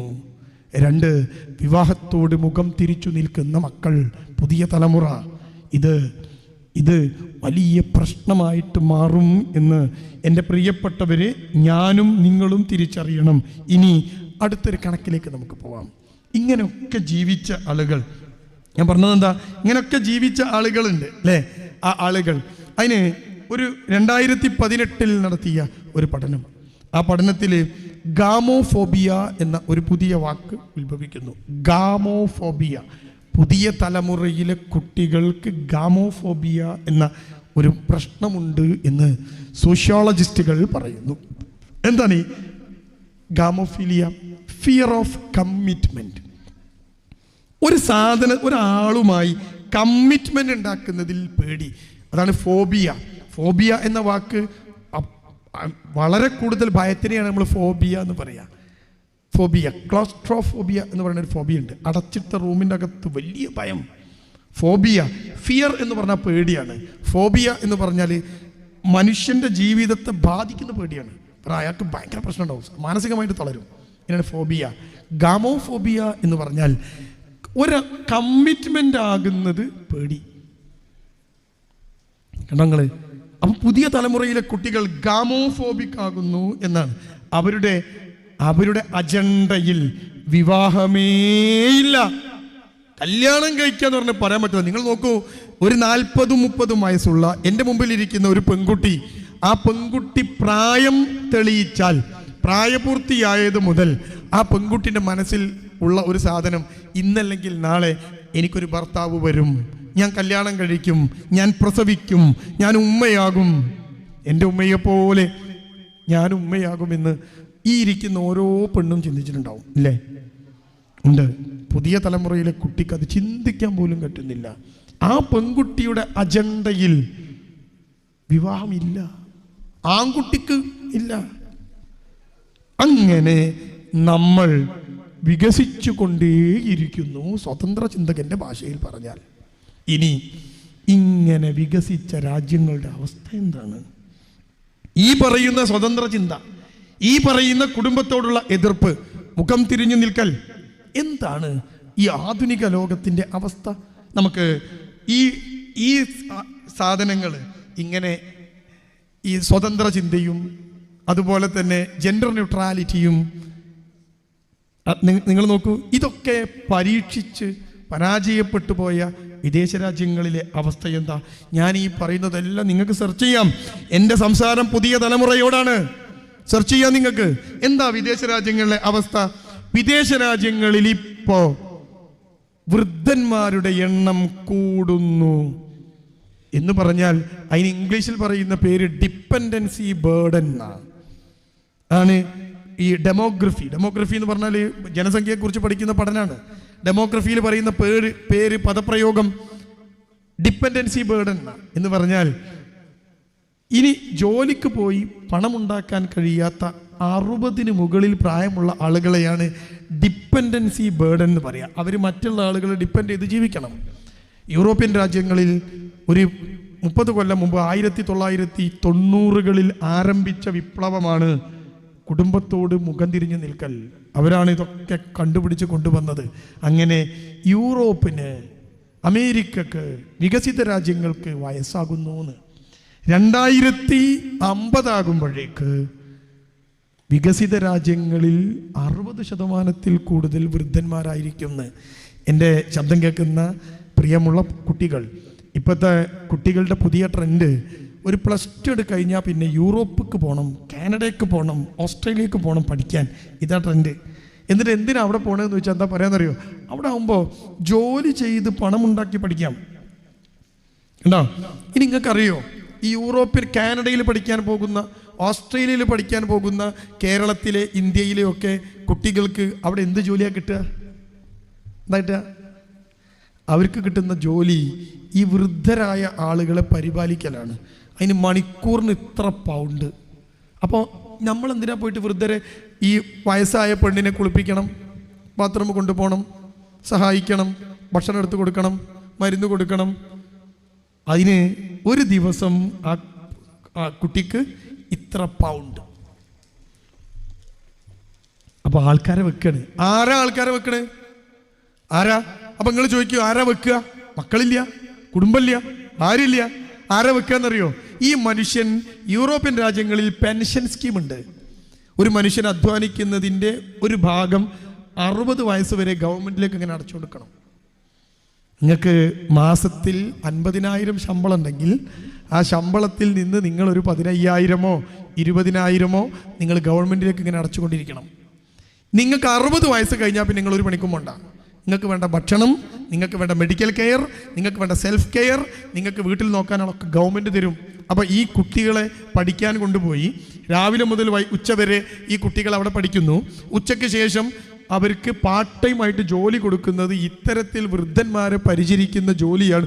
ഒന്ന്, എല്ലാവർക്കും അതെന്നല്ല, ആ ജോലിക്കാണ് കൂടുതൽ ശമ്പളം ഉള്ളത്. ഇപ്പം നമ്മളെ കുട്ടി സ്വന്തം തന്തനും തള്ളനെയും നോക്കാതെ വിദേശത്ത് പോയിക്കാണ്ട് കണ്ടവൻ്റെ തള്ളനും തന്തനും നോക്കണ്, എന്നിട്ടാ പൈസ ഉണ്ടാക്കണേ, എന്നിട്ട് അവർ പഠിക്കണേ. ആരാ പൈസ കൊടുക്കണത്? ഗവൺമെൻറ് പെൻഷൻ സ്കീമിൽ കൂടി കൊടുക്കണ്. അതിനാണ് അവിടെ കുട്ടികളെ കൊണ്ടുപോകുന്നത്. കണ്ടോ നിങ്ങൾ? ഞാൻ ഈ പറഞ്ഞൊക്കെ നിങ്ങൾക്ക് സെർച്ച് ചെയ്യാം. അപ്പോൾ ആലോചിച്ച് നോക്കേണ്ട കാര്യം എന്താ? യൂറോപ്പിൻ്റെ അവസ്ഥ എന്താണ്? അവിടെ ഏറ്റവും കൂടുതൽ വൃദ്ധന്മാരുടെ എണ്ണം കൂടുന്നു. ഈ വൃദ്ധന്മാരെ നോക്കാനുള്ള മക്കളില്ല. യൂറോപ്പിന് വയസ്സാകുന്നു. എന്നിട്ടോ അവർ അനുഭവിക്കുന്ന പ്രധാന പ്രശ്നം എന്താ? യൂറോപ്യൻ രാജ്യങ്ങളിലെ 60 കഴിഞ്ഞവർ ഏറ്റവും കൂടുതൽ കഴിക്കുന്ന മരുന്ന് നമ്മുടെ നാട്ടിലെ പോലെ ഭക്ഷണം കഴിച്ച് ഷുഗറും പ്രഷറും കൊളസ്ട്രോളിനുള്ള മരുന്നല്ല. യൂറോപ്യൻ രാജ്യങ്ങളിൽ ഏറ്റവും കൂടുതൽ ആളുകൾ മരുന്ന് കുടിക്കുന്ന അസുഖത്തിൻ്റെ പേര് ഒറ്റപ്പെടൽ എന്നാണ്. അവരൊറ്റപ്പെട്ടു പോയിരിക്കുന്നു. വയസ്സുകാലത്ത് ചേർത്ത് പിടിക്കാൻ ഇണയില്ലാതായിരിക്കുന്നു. വയസ്സുകാലത്ത് ആനന്ദം നൽകാൻ, ഒരു പുഞ്ചിരി സമ്മാനിക്കാൻ പേരക്കുട്ടികളില്ലാതിരിക്കുന്നു. അവരുടെ കാര്യങ്ങൾ ഒന്ന് സ്നേഹത്തോടെ ചേർത്ത് പിടിച്ച് പറയാൻ, ഉപ്പാ ഞാനുണ്ട് എന്ന് സ്നേഹത്തോടെ പറയാൻ മക്കളില്ലാതെ ഇരിക്കുന്നു. എപ്പോ? 1980 മുതൽ ഇപ്പോൾ നമ്മുടെ കുട്ടികളുടെ മനസ്സിനകത്ത് വേരൂന്നുന്ന ഈ ചിന്തയുള്ള യൂറോപ്യൻ രാജ്യങ്ങൾ, ആ രാജ്യങ്ങളുടെ അവസ്ഥ പറഞ്ഞതാ. എന്നിട്ടോ അവരനുഭവിക്കുന്ന പ്രശ്നങ്ങൾ എന്താ പറയണത്? ഒന്ന് നെഗ്ലക്റ്റ്. നെഗ്ലക്റ്റ് എന്ന് പറഞ്ഞാൽ അവരാർക്കും വേണ്ട. ഇനി എന്തിനാ പറ്റുക? വയസ്സായി എന്തിനാ പറ്റുക? 60 കഴിഞ്ഞൊരു മനുഷ്യൻ എന്തിനാ പറ്റുക? ഒരു വാഴക്ക് തടന്ന് പറയാൻ പറ്റുമോ? ഇല്ല. അവരനുഭവിച്ചുകൊണ്ടിരിക്കുന്നത് നെഗ്ലക്റ്റ്. നെറ്റിൽ വായിച്ചോ. പിന്നെയോ ഐസൊലേഷൻ, ലോൺലിനെസ്, അസുഖങ്ങളാണ് പറയണത്. അങ്ങനെ പല യൂറോപ്യൻ രാജ്യങ്ങളിലും നമ്മളൊക്കെ ചില സ്വതന്ത്ര ചിന്തകരുടെ പ്രസംഗങ്ങളിലൊക്കെ കേൾക്കുന്ന സാധനമുണ്ട്. സ്കാൻഡിനേവിയൻ രാജ്യങ്ങൾ ഭയങ്കര സംഭവമാണ്. അവിടെ ഭയങ്കര ഹാപ്പിനെസ് ഇൻഡെക്സ് കൂടുതലാണെന്നൊക്കെ കേൾക്കുക. ആ സ്കാൻഡിനേവിയൻ രാജ്യങ്ങളിൽ ഉൾപ്പെടെ കോടതികളിൽ ഈ ഒരു ഹർജി കൊടുത്ത് കാത്തിരിക്കുകയാണ്. എന്താ ഹർജി? മേഴ്സി കില്ലിംഗ് എന്ന് പറയും, ദയാവധം. 60 കഴിഞ്ഞു, 70 കഴിഞ്ഞു, മുന്നോട്ടൊന്നുമില്ല. കണ്ണിന് കാഴ്ച കുറഞ്ഞു വന്നിരിക്കുന്നു, നടക്കാൻ കഴിയാതെ ആയിരിക്കുന്നു, എന്നെ നോക്കാൻ ആരുമില്ല. അതുകൊണ്ട് പൊന്നു ഗവൺമെൻറ്, തൂങ്ങിച്ചാവാനുള്ള ഒരു കയറ് കെട്ടാനുള്ള ആരോഗ്യമില്ലാത്ത എന്നെ വിഷം കുത്തിവെച്ച് കൊല്ലണം എന്ന് ഗവൺമെൻറ്റുകൾക്ക് നിവേദനം സമർപ്പിച്ച് ആയിരക്കണക്കിന് വൃദ്ധർ കഴിയുന്ന നാടാണ് ഈ പറയുന്ന ഡെവലപ്ഡ് കൺട്രീസ് എന്ന് നമ്മൾ മനസ്സിലാക്കണം. കാരണം അവർ വർഷങ്ങൾക്ക് മുമ്പേ കടന്നുപോയ, ചവച്ചു തുപ്പിയ വൃത്തികെട്ട ആശയങ്ങളാണ് കേരളം ഉൾപ്പെടെയുള്ള നാടുകൾക്കകത്ത് നമ്മുടെ കുട്ടികളിൽ ടെക്സ്റ്റ് ബുക്കുകൾക്കകത്ത് കൂടെ പോലും കുത്തിവെച്ചു കൊണ്ടിരിക്കുന്നത് എന്ന ഒരു ചിന്ത എൻ്റെ പ്രിയപ്പെട്ട, എൻ്റെ ശബ്ദം കേൾക്കുന്ന സഹോദരി സഹോദരന്മാർക്ക്, മക്കൾക്കുണ്ടാവണം. ഇപ്പം ഞാൻ 3 കാര്യം പറഞ്ഞു. എന്താ? വർദ്ധിച്ചു വരുന്ന ഡിവോഴ്സ് റേറ്റിനെ കുറിച്ച് പറഞ്ഞു, വിവാഹത്തോട് മുഖം തിരിച്ചു നിൽക്കുന്ന മക്കളെക്കുറിച്ച് പറഞ്ഞു, ഇങ്ങനെ പോയ ഒരു രാജ്യങ്ങളുടെ അവസ്ഥയെക്കുറിച്ച് പറഞ്ഞു. അവിടെയാണ് ഇനിയും നമ്മൾ ചേർത്ത് പിടിക്കേണ്ട കുടുംബം എന്ന അവസ്ഥയുടെ ഇമ്പോർട്ടൻസ്, അതിൻ്റെ വില നിങ്ങൾ അറിയേണ്ടത്. ബന്ധങ്ങൾ ഏറ്റവും പ്രധാനമാണ്. ഇപ്പോഴും ഏറ്റവും കുറവ് ആത്മഹത്യയുള്ള ലോകത്തെ രാജ്യത്തിൻ്റെ പേര് സ്കാൻഡിനേവിയൻ കൺട്രീസ് അല്ല, സൗദി അറേബ്യ എന്നാണ്. അവിടെയാണ് കുടുംബം എന്നത് ഏറ്റവും മികച്ച രീതിയിൽ പോകുന്നത്. കാരണം ഇസ്ലാം എന്ന് പറയുന്ന ഒരു മതം, ദീന് മുന്നോട്ട് വെക്കുന്ന ആശയങ്ങളിൽ ഏറ്റവും പ്രധാനപ്പെട്ടത് നിങ്ങളെ ഇണകളായി സൃഷ്ടിച്ചിരിക്കുന്നു. നിങ്ങളെ ഇണകളായി, കുടുംബമായി, ആ കുടുംബത്തിനകത്ത് നിങ്ങളുടെ ഗുഹ്യാവയവങ്ങളെ സൂക്ഷിച്ചുകൊണ്ട് പരസ്പരം സംസ്കാരമുള്ളവനായി ജീവിക്കണം എന്ന് മനുഷ്യനെ ഉത്ബോധിപ്പിച്ച ദൈവീക മതമായ ഇസ്ലാം. ആ ഇസ്ലാമിൻ്റെ പ്രഭാവലയത്തിൽ നിൽക്കുന്ന രാജ്യങ്ങളിലാണ് ഏറ്റവും കുറവ് ആളുകൾ ആത്മഹത്യ ചെയ്യുന്നത് എന്ന് ഓർക്കണം. കാരണം ആത്മഹത്യ ചെയ്യാൻ വേണ്ടി തോന്നുമ്പോഴേക്ക് ചേർത്ത് പിടിക്കാനുള്ള ഒരു കൈ കുടുംബത്തിൽ നിന്ന് നീണ്ടുവരും എന്ന് ഓർക്കണം. നിങ്ങളെ ഉമ്മ, നമ്മുടെ ഉമ്മ, എൻ്റെയും നിങ്ങളുടെ ഉമ്മ എപ്പോഴെങ്കിലും ആത്മഹത്യയെക്കുറിച്ച് ചിന്തിക്കോ? 8 മക്കളെ പെറ്റുപോറ്റിയ ഉമ്മ, 4 മക്കളെ പെറ്റുപോറ്റിയ ഉമ്മ, ആ ഉമ്മ, എൻ്റെ നിങ്ങളെ ഉമ്മ, 40, 45, 50 വയസ്സുള്ള മക്കൾ ജീവനോടെ ഇരിക്കുന്ന എൻ്റെ പ്രിയപ്പെട്ട ഈ കുടുംബമായി ജീവിക്കുന്ന സഹോദരി സഹോദരന്മാരുടെ ഉമ്മ, നിങ്ങളെ ഉമ്മ എപ്പോഴെങ്കിലും ആത്മഹത്യയെക്കുറിച്ച് ചിന്തിക്കോ? ക്യാൻസർ വന്നിട്ട് വേദന കാർന്നു തിന്നുമ്പോഴും മക്കളെ കൈ ചേർത്ത് പിടിച്ചിട്ട് ആ ഉമ്മ വേദനിക്കണമെന്ന് പറയുമ്പോഴും ആ ഉമ്മക്ക് തടവി കൊടുക്കാൻ കൂടെ മക്കളുള്ളപ്പോൾ എന്നെ ഒന്ന് കൊന്നു തരുമോ എന്ന് ഹർജി നൽകിയിട്ട് കോടതി മുറിയിൽ കാത്തിരിക്കുന്ന ഒരു മനുഷ്യനെ കുടുംബമായി ജീവിക്കുന്നവരിൽ കാണാൻ പറ്റുമോ നിങ്ങൾക്ക്? ഇത് വേണ്ട എന്നാണ് പറഞ്ഞു പോകുന്ന എൻ്റെ പ്രിയപ്പെട്ട പുതിയ തലമുറ ചിന്തിക്കണ്ടേ? നമ്മുടെ കുടുംബം എന്നത് മാനസിക ആരോഗ്യമായി ഒരു മനുഷ്യന് ജീവിക്കാൻ വേണ്ടി, വയസ്സാം കാലത്ത് ചേർത്ത് പിടിക്കാൻ വേണ്ടി, നമ്മളൊന്ന് കുഴങ്ങിപ്പോകുമ്പോൾ, നമ്മളൊന്ന് വീണു പോകുമ്പോൾ നമുക്ക് കൈതരാൻ വേണ്ടിയുള്ളതിൻ്റെ പേരാ കുടുംബം. അല്ലാതെ അതിങ്ങനെ ഒരു മനുഷ്യൻ മറ്റൊരു മനുഷ്യനെ നിയന്ത്രിക്കാനും ഉത്തരവാദിത്തമില്ലാക്കണം എന്നുള്ളതല്ല. അങ്ങനെ സ്വയം ജീവിക്കണം എന്ന് കരുതുന്നവർ അവർ സ്വയം കുഴി തോണ്ടുകയാണ് എന്ന് കൃത്യമായ ഒരു ബോധം എൻ്റെ പ്രിയപ്പെട്ടവരെ നിങ്ങൾക്കുണ്ടാവണം. ഇനി ഇവിടെ നിന്നുകൊണ്ട് ഞാനിപ്പോൾ ഈ കാര്യങ്ങളൊക്കെ നിങ്ങളോട് സംസാരിച്ചു കഴിഞ്ഞു. പുതിയ തലമുറയുടെ ചിന്തയെക്കുറിച്ച്, പുതിയ ആളുകളുടെ ഒരു കാഴ്ചപ്പാടിനെ കുറിച്ച്. ഇനി നമ്മുടെ ബന്ധം, ആ ബന്ധം ഒരു ആധുനിക കാലത്ത് എങ്ങനെ നന്നാക്കാം, ഇതൊരു വലിയ ചിന്തയാണ്. നമ്മൾ വളരെ കുറച്ചാളുകൾ കുടുംബത്തെക്കുറിച്ച് സംസാരിക്കുന്നവർ. ഞാൻ നിങ്ങളോട് പറഞ്ഞല്ലോ, എൻ്റെ ഈ സംസാരം പോലും നിങ്ങൾ ഇതിൻ്റെ ഒരു കഷ്ണമെടുത്ത് യൂട്യൂബിലോ ഫേസ്ബുക്കിലോ ഒന്ന് പോസ്റ്റ് ചെയ്താൽ അതിന് താഴെ വന്ന് തെറി വിളിക്കും ആളുകൾ. എന്താ കാരണം എന്നറിയോ നിങ്ങൾക്ക്? ഞാൻ പറഞ്ഞ വിഷയം കുടുംബമാണ്. അത് പറയരുത്. നിങ്ങൾ എന്തിനാ കേസ് കൊടുക്കണേന്നറിയോ? മിണ്ടരുത്, ഈ വിഷയങ്ങൾ സംസാരിക്കരുത്. എന്താ സംസാരിച്ചാൽ ആളുകൾ കുടുംബത്തിലേക്ക് വരും. അതുകൊണ്ട് ഇതിന് മിണ്ടരുത്. നിങ്ങൾ മിണ്ടാതൊക്കെ ഞങ്ങളിതൊക്കെ ഒന്ന് തകർത്ത് തരിപ്പണാക്കട്ടെ, പുതിയ തലമുറയെ നാശാക്കട്ടെ. ടെക്സ്റ്റ് പുസ്തകങ്ങൾക്കകത്ത് പോലും ഇത്തരം ആശയങ്ങൾ കടത്തിവിടാണ്. എന്നിട്ടോ ഒരു തലമുറയാണ് കൊണ്ടുപോവുക. എങ്ങോട്ടാ കൊണ്ടുപോകണമെന്ന് അറിയോ? ഒരു വലിയ തീരാത്ത ഒരു വലിയ പ്രശ്നത്തിലേക്ക്. അതാ ഞാൻ നിങ്ങളുടെ മുമ്പിൽ വെച്ചത്. നിങ്ങൾ അറിയേണ്ടത്, അവിടെ വളരെ കുറച്ചാളുകൾ ഏറ്റവും പ്രധാനം, ഭൂമിയിൽ ജീവിക്കുന്നതിൽ ഏറ്റവും പ്രധാനപ്പെട്ടത് കുടുംബമാണ് എന്ന് ചിന്തിക്കുന്നവർ, ആ ചിന്തിക്കുന്ന ആളുകളിൽ പെട്ടതാണ് ഞാനും നിങ്ങളും. നമുക്ക് ഒരു ഉത്തരവാദിത്തമുണ്ട്. അതെന്താണെന്നറിയോ? നമ്മൾ ജീവിക്കുന്ന ഈ കുടുംബം അതിമനോഹരമാണ് എന്ന് ഏറ്റവും കുറഞ്ഞത് നമ്മുടെ മക്കൾക്കെങ്കിലും കാണിച്ചു കൊടുക്കണം. എപ്പോൾ നോക്കിയാലും വീട്ടിൽ പാപ്പയും ഉമ്മയും തമ്മിൽ വഴക്കാണ്, പ്രശ്നമാണ്, അടിയും പിടിയുമാണ്, കാച്ചറയാണ്. അത് കണ്ട് വളരുന്നൊരു കുട്ടീൻ്റെ കാര്യം ഇപ്പം ഞാൻ പറഞ്ഞു, ഞാൻ ആവർത്തിക്കില്ല. ആ കുട്ടിൻ്റെ മനസ്സിൽ ഇതൊക്കെ ഉണ്ട്. എന്താ ഉള്ളത്? കുടുംബം വേണോ? ഒരു വസ്വാസില. ആ കുട്ടി കാണുന്ന ഒരു പെൺകുട്ടി ഏറ്റവും അടുത്ത് കാണുന്ന ഭാര്യ സ്വന്തം ഉമ്മയാണ്. ഒരു പെൺകുട്ടി ഏറ്റവും അടുത്ത് കാണുന്ന ഭർത്താവ് സ്വന്തം പാപ്പയാണ്. ഒരാൺകുട്ടി ഏറ്റവും അടുത്ത് കാണുന്ന കുടുംബം സ്വന്തം കുടുംബമാണ്. ഈ ബോധം നമുക്കുണ്ടാവണം. നമ്മൾ ജീവിക്കുന്നത് എങ്ങനെയാണ് എന്ന് ഏറ്റവും പ്രധാനമാണ്. നമ്മുടെ മക്കള്, എൻ്റെ വീട്ടിൽ എൻ്റെ കൂടെ ജീവിക്കുന്ന മോള്, ആ മോളെന്താ കാണേണ്ടത്? എൻ്റെ മോളെന്താ കാണേണ്ടത്? എൻ്റെ ഭാര്യയെ ഞാൻ സ്നേഹിക്കുന്നത് കാണണം. പിന്നെയോ അവൾ എന്നെ സ്നേഹിക്കുന്നത് കാണണം. അല്ലേ? നിങ്ങൾ ചിന്തിച്ചു നോക്ക്. വിരോധാഭാസമാണ് കുടുംബത്തിനകത്ത്. നിങ്ങൾ ചിന്തിച്ചു നോക്ക്. അടുക്കളയിൽ ഇങ്ങനെ ജോലി ചെയ്തുകൊണ്ടിരിക്കുകയാണ് ഭാര്യ. ഞാൻ പറയുന്ന സിറ്റുവേഷൻ നോക്കട്ടോ. ഭാര്യ ഇങ്ങനെ അടുക്കളയിൽ ജോലി ചെയ്തുകൊണ്ടിരിക്കുകയാണ്. പെട്ടെന്ന് ഭർത്താവ് വന്നിട്ട് പിറകെ കൂടി ഭാര്യനെ പിടിച്ചു, ചേർത്തിങ്ങനെ പിടിച്ചു. അപ്പം എന്താ ഭാര്യ ചെയ്യുക? എന്തായിരിക്കും ചെയ്യുക? അടുക്കളയിൽ ജോലി ചെയ്യുന്നൊരു ഭാര്യയെ പിറകിലൂടെ വന്നിട്ട് ഭർത്താവിനെ ഒന്ന് ചേർത്ത് പിടിക്കാമല്ലോ. അങ്ങനെ പിടിച്ച ഈ പെണ്ണെന്താ പറയാ? എന്താ പറയാ? ഞാൻ പറഞ്ഞിരട്ടെ. ഒറ്റ മനുഷ്യ, കുട്ടികളെ കാണും. ഇയാളിപ്പോ എന്താ ചെയ്തത്? തൻ്റെ ഭാര്യനെ സ്നേഹിച്ചതാ അല്ലേ? ഒന്ന് പിടിച്ച് സ്നേഹിച്ച ഉടനെ പെണ്ണിന്റെ വാക്ക് കുട്ടികളെ കാണും, ഭയമാണെന്ന്. ഇത് അയാളെ ഉന്തി അടുക്കളയിൽ നിന്ന് പുറത്താക്കി വാതിലടക്കി ഏരിയയിൽ കണ്ടുപോകരുത്, മക്കൾ കാണും. എന്ത്? ബാപ്പ ഉമ്മനെ സ്നേഹിക്കുന്നത് മക്കൾ കാണും. അത് വലിയ പ്രശ്നമാണ്. എന്നിട്ടോ ആ മക്കളെ മുമ്പിൽ വെച്ചിട്ട് ഇവർ അങ്ങോട്ടും ഇങ്ങോട്ടും കച്ചറ, അത് മക്കൾ കാണൂല. എന്തപ്പോൾ എനിക്ക് ഞാൻ പറയാം, ഇവർ തമ്മിലുള്ള വഴക്കിടുമ്പോൾ ഭർത്താവ് വന്ന് ഭാര്യയോട് ചൂടാവുമ്പോൾ ഭാര്യ എന്താ പറയേണ്ടത്? ഉണ്ടല്ലേ മക്കൾ കാണും. നിങ്ങൾ എവിടെയും കേട്ടിടണോ അങ്ങനെ പറയുന്നത്? കേട്ടണോ?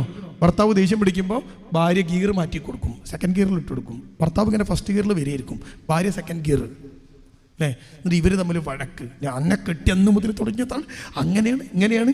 ഏതെങ്കിലും ഒരു മനുഷ്യൻ ചിന്തിച്ചോ എടോ മക്കൾ കാണൂത്. അതുകൊണ്ട് നിങ്ങൾ ഉമ്മ വെക്കണതോ കെട്ടിപ്പിടിക്കണതോ കൈ പിടിക്കണതോ സലാം പറയണതോ നിങ്ങൾ സ്നേഹിക്കണതോ മക്കൾ കണ്ടോട്ടെ. അത് അതിൻ്റെതായ ലെവലിലാണെന്ന് മാത്രമല്ല, അപ്പുറത്തേക്കൊന്നും പോകരുത്. വീട്ടിൽ നിന്ന് ഇറങ്ങുമ്പോൾ സ്വന്തം ഭാര്യനെ എങ്ങനെ ഇങ്ങോട്ട് ചേർത്ത് നിർത്തി നെറ്റിയിലൊരു ഉമ്മ കൊടുത്ത് അസ്സലാമു അലൈക്കും എന്ന് പറയണത് മക്കൾ കാണട്ടെ. ഇങ്ങോട്ട് വന്നാൽ ഞാൻ നെറ്റിയിലൊരു ഉമ്മ ഇരട്ടെ മുണ്ടാന്നോളി മക്കൾ കാണും അല്ലേ. എന്നാൽ ഇങ്ങോട്ട് വാ ഞാൻ ഒന്ന് കച്ചറ ഉണ്ടാക്കട്ടെ, അത്രക്ക് ധൈര്യമോ ഓൾ അങ്ങോട്ട് തന്നെ ചെല്ലും. കച്ചറ ഉണ്ടാക്കാൻ ഒരു പണിയില്ല, അതൊന്നും മക്കൾ കാണൂലേ. മക്കൾ കാണാൻ പറ്റാത്തത് നിങ്ങൾ സ്നേഹിക്കുന്നതല്ല, മക്കൾ കാണാൻ പറ്റാത്തത് നിങ്ങൾ പ്രശ്നം ഉണ്ടാക്കുന്നതാണ്. അതുകൊണ്ട് എൻ്റെ പ്രിയപ്പെട്ടവരെ, നിങ്ങൾ സ്നേഹിക്കുന്നത് മക്കൾക്ക് കാണിച്ചു കൊടുക്കണം. കണ്ടോ, ഉമ്മാൻ്റെ കണ്ണീര് കണ്ട് വളർന്ന പെണ്ണ് നാളെ കല്യാണത്തിന് സമ്മതിക്കില്ല. ബാപ്പാൻ്റെ ദേഷ്യം, ബാപ്പാൻ്റെ പ്രശ്നം, ബാപ്പാൻ്റെ അവഗണന ഇതൊക്കെ ഏറ്റുവാങ്ങിയിട്ട് കരഞ്ഞു തീർക്കുന്ന ഒരു പെണ്ണ് വീട്ടിലുണ്ടെങ്കിൽ ആ പെണ്ണിൻ്റെ മക്കള് നമ്മളെ മക്കളാ. ആ പെൺകുട്ടി നാളെ കല്യാണം ആലോചിക്കുമ്പോൾ പറയും എനിക്ക് വേണ്ടത് എൻ്റെ ഉമ്മനെ കരയിച്ച സിസ്റ്റമാണ് കല്യാണം, ഞാൻ അങ്ങനെ ജീവിച്ചോളും. കണ്ടോ, എൻ്റെ ഉമ്മ കരയാനുള്ള കാരണം എന്താ? എൻ്റെ ഉമ്മാക്ക് പണിയില്ലായിട്ടാണ്, എൻ്റെ ഉമ്മാക്ക് പൈസ ഇല്ലായിട്ടാണ്, എൻ്റെ ഉമ്മാക്ക് കയറി ചെല്ലാൻ വേറൊരു വീടില്ലാത്തതുകൊണ്ടാണ്. ബാപ്പ എന്താ ഉമ്മനോട് പറഞ്ഞാൽ അറിയോ? എന്താ പറഞ്ഞേ? അടങ്ങി നിന്നോ, ഇറങ്ങേണ്ടി വരും ഇവിടുന്ന്. ഉമ്മക്ക് ഇറങ്ങാൻ സ്ഥലമില്ല.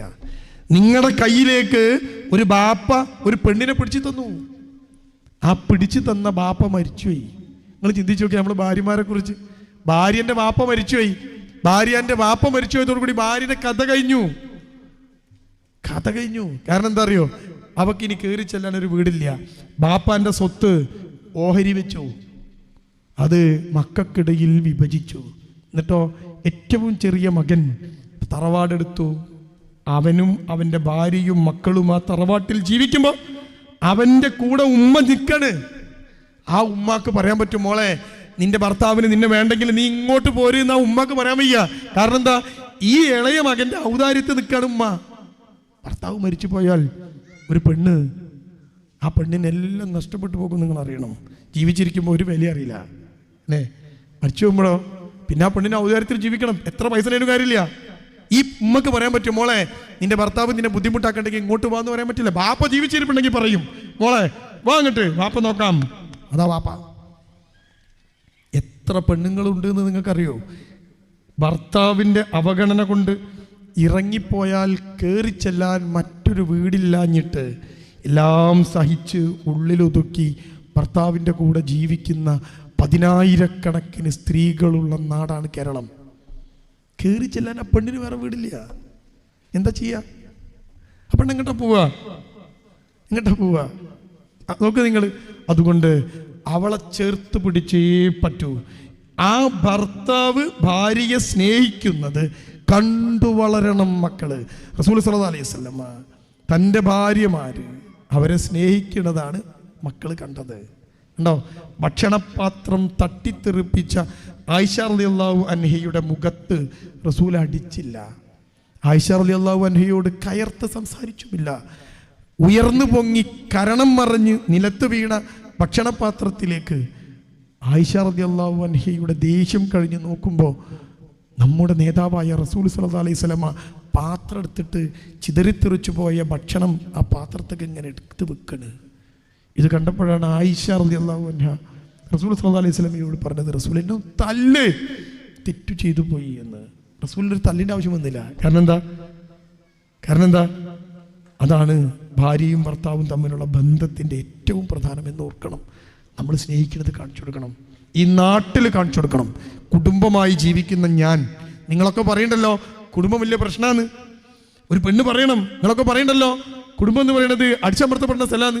നിങ്ങൾക്കറിയോ, എൻ്റെ ഭർത്താവ് എന്നെ ഏറ്റവും കൂടുതൽ സ്നേഹിക്കുന്നുണ്ട് എന്നൊരു പെണ്ണ് പറയണം. കാരണം കുടുംബം എന്നത് ഏറ്റവും മനോഹരമായ ഇടമാണ് എന്ന് കാണിച്ചു കൊടുക്കാനുള്ള ഒരു ഉത്തരവാദിത്വം ഉള്ള ഏറ്റവും കുറഞ്ഞ ആളുകളിൽ നമ്മളാണുള്ളത്. ഇത് നമ്മൾ മനസ്സിലാക്കണം. ഇത് മനസ്സിലാക്കുന്നിടത്താണ് എൻ്റെ പ്രിയപ്പെട്ടവരെ നമ്മൾ വിജയിക്കേണ്ടത്. നമ്മുടെ മക്കൾക്കെങ്കിലും ഇത് അറിയണം. നാളെ നമ്മുടെ മക്കൾ ഉമ്മാൻ്റെ ചെവിയിൽ വന്ന് പെൺകുട്ടി പറയണം, ഉമ്മ എന്ത് രസങ്ങളെ ജീവിതം, പാപ്പങ്ങളെ സ്നേഹിക്കണ്, ചേർത്ത് പിടിക്കുന്നു ഉണ്ടോ. അതുകൊണ്ട് ഇങ്ങനത്തെ ഒരു കുടുംബം എനിക്കും വേണം എന്ന് നിങ്ങളെ മക്കൾക്ക് തോന്നണം. നിലവിലെ അവസ്ഥകൾ ആലോചിച്ച് നോക്കണം. ഈ കോളേജിൻ്റെ ഗേറ്റ് കിടക്കുമ്പോൾ നിങ്ങളൊന്ന് ചിന്തിച്ച് നോക്കണം.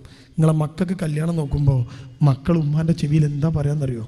ഉമ്മ കല്യാണം നോക്കണതൊക്കെ കൊള്ളാം, പാപ്പാൻ്റെ മരുത്ത് വേണ്ടട്ടോ. എന്താ മോളെ, അമ്മരുത്ത് വേണ്ടമ്മ, അമ്മരുത്ത് പീസും കിട്ട് വേണ്ട. പിന്നെ അതെനിക്ക് പറ്റൂല. എന്താ കാരണം? ഇവിടെയാണ് നമ്മുടെ കുടുംബത്തെക്കുറിച്ച് നമ്മൾ ചിന്തിക്കേണ്ടത്. അതിന് ചില കാര്യങ്ങൾ മാത്രം നിങ്ങളുടെ മുമ്പിൽ വെച്ചിട്ട് ഞാൻ അവസാനിപ്പിക്കാം.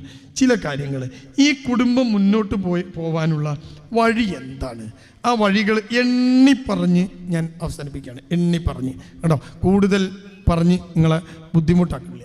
എണ്ണിപ്പറഞ്ഞ് അവസാനിപ്പിക്കുകയാണ്. എന്തു വേണം? 3 കാര്യങ്ങൾ പ്രധാനം, മറന്നു പോകരുത്.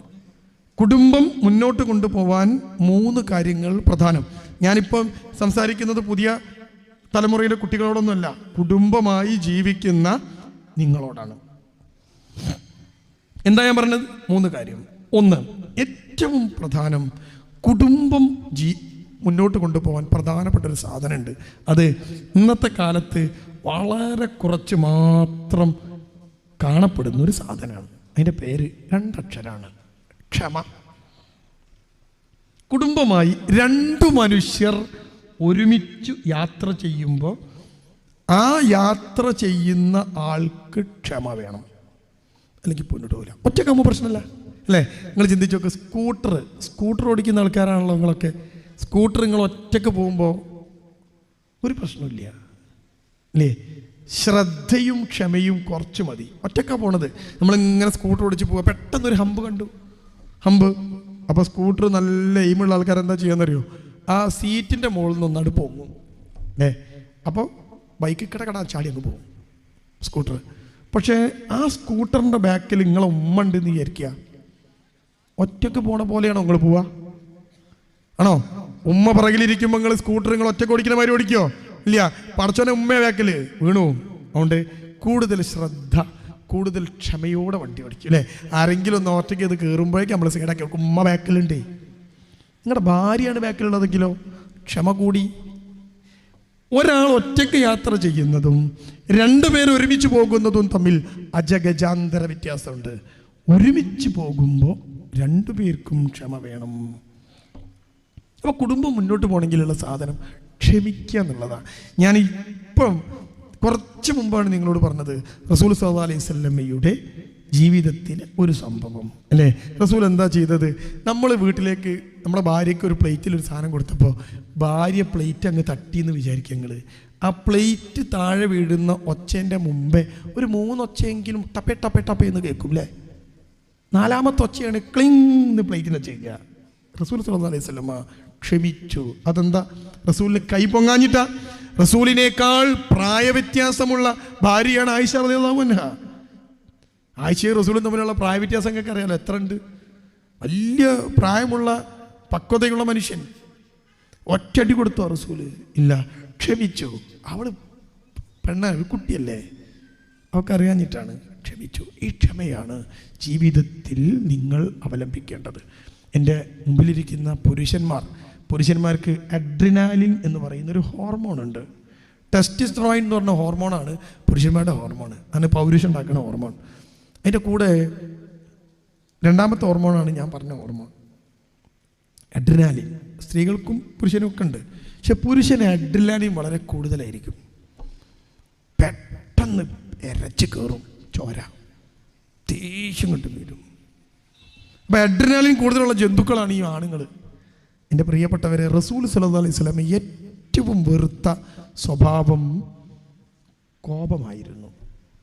മുൻകോപം, ദേഷ്യപ്പെടുക, ഏറ്റവും വെറുത്ത സ്വഭാവം. അതിൻ്റെ ഓപ്പോസിറ്റാണ് ക്ഷമ.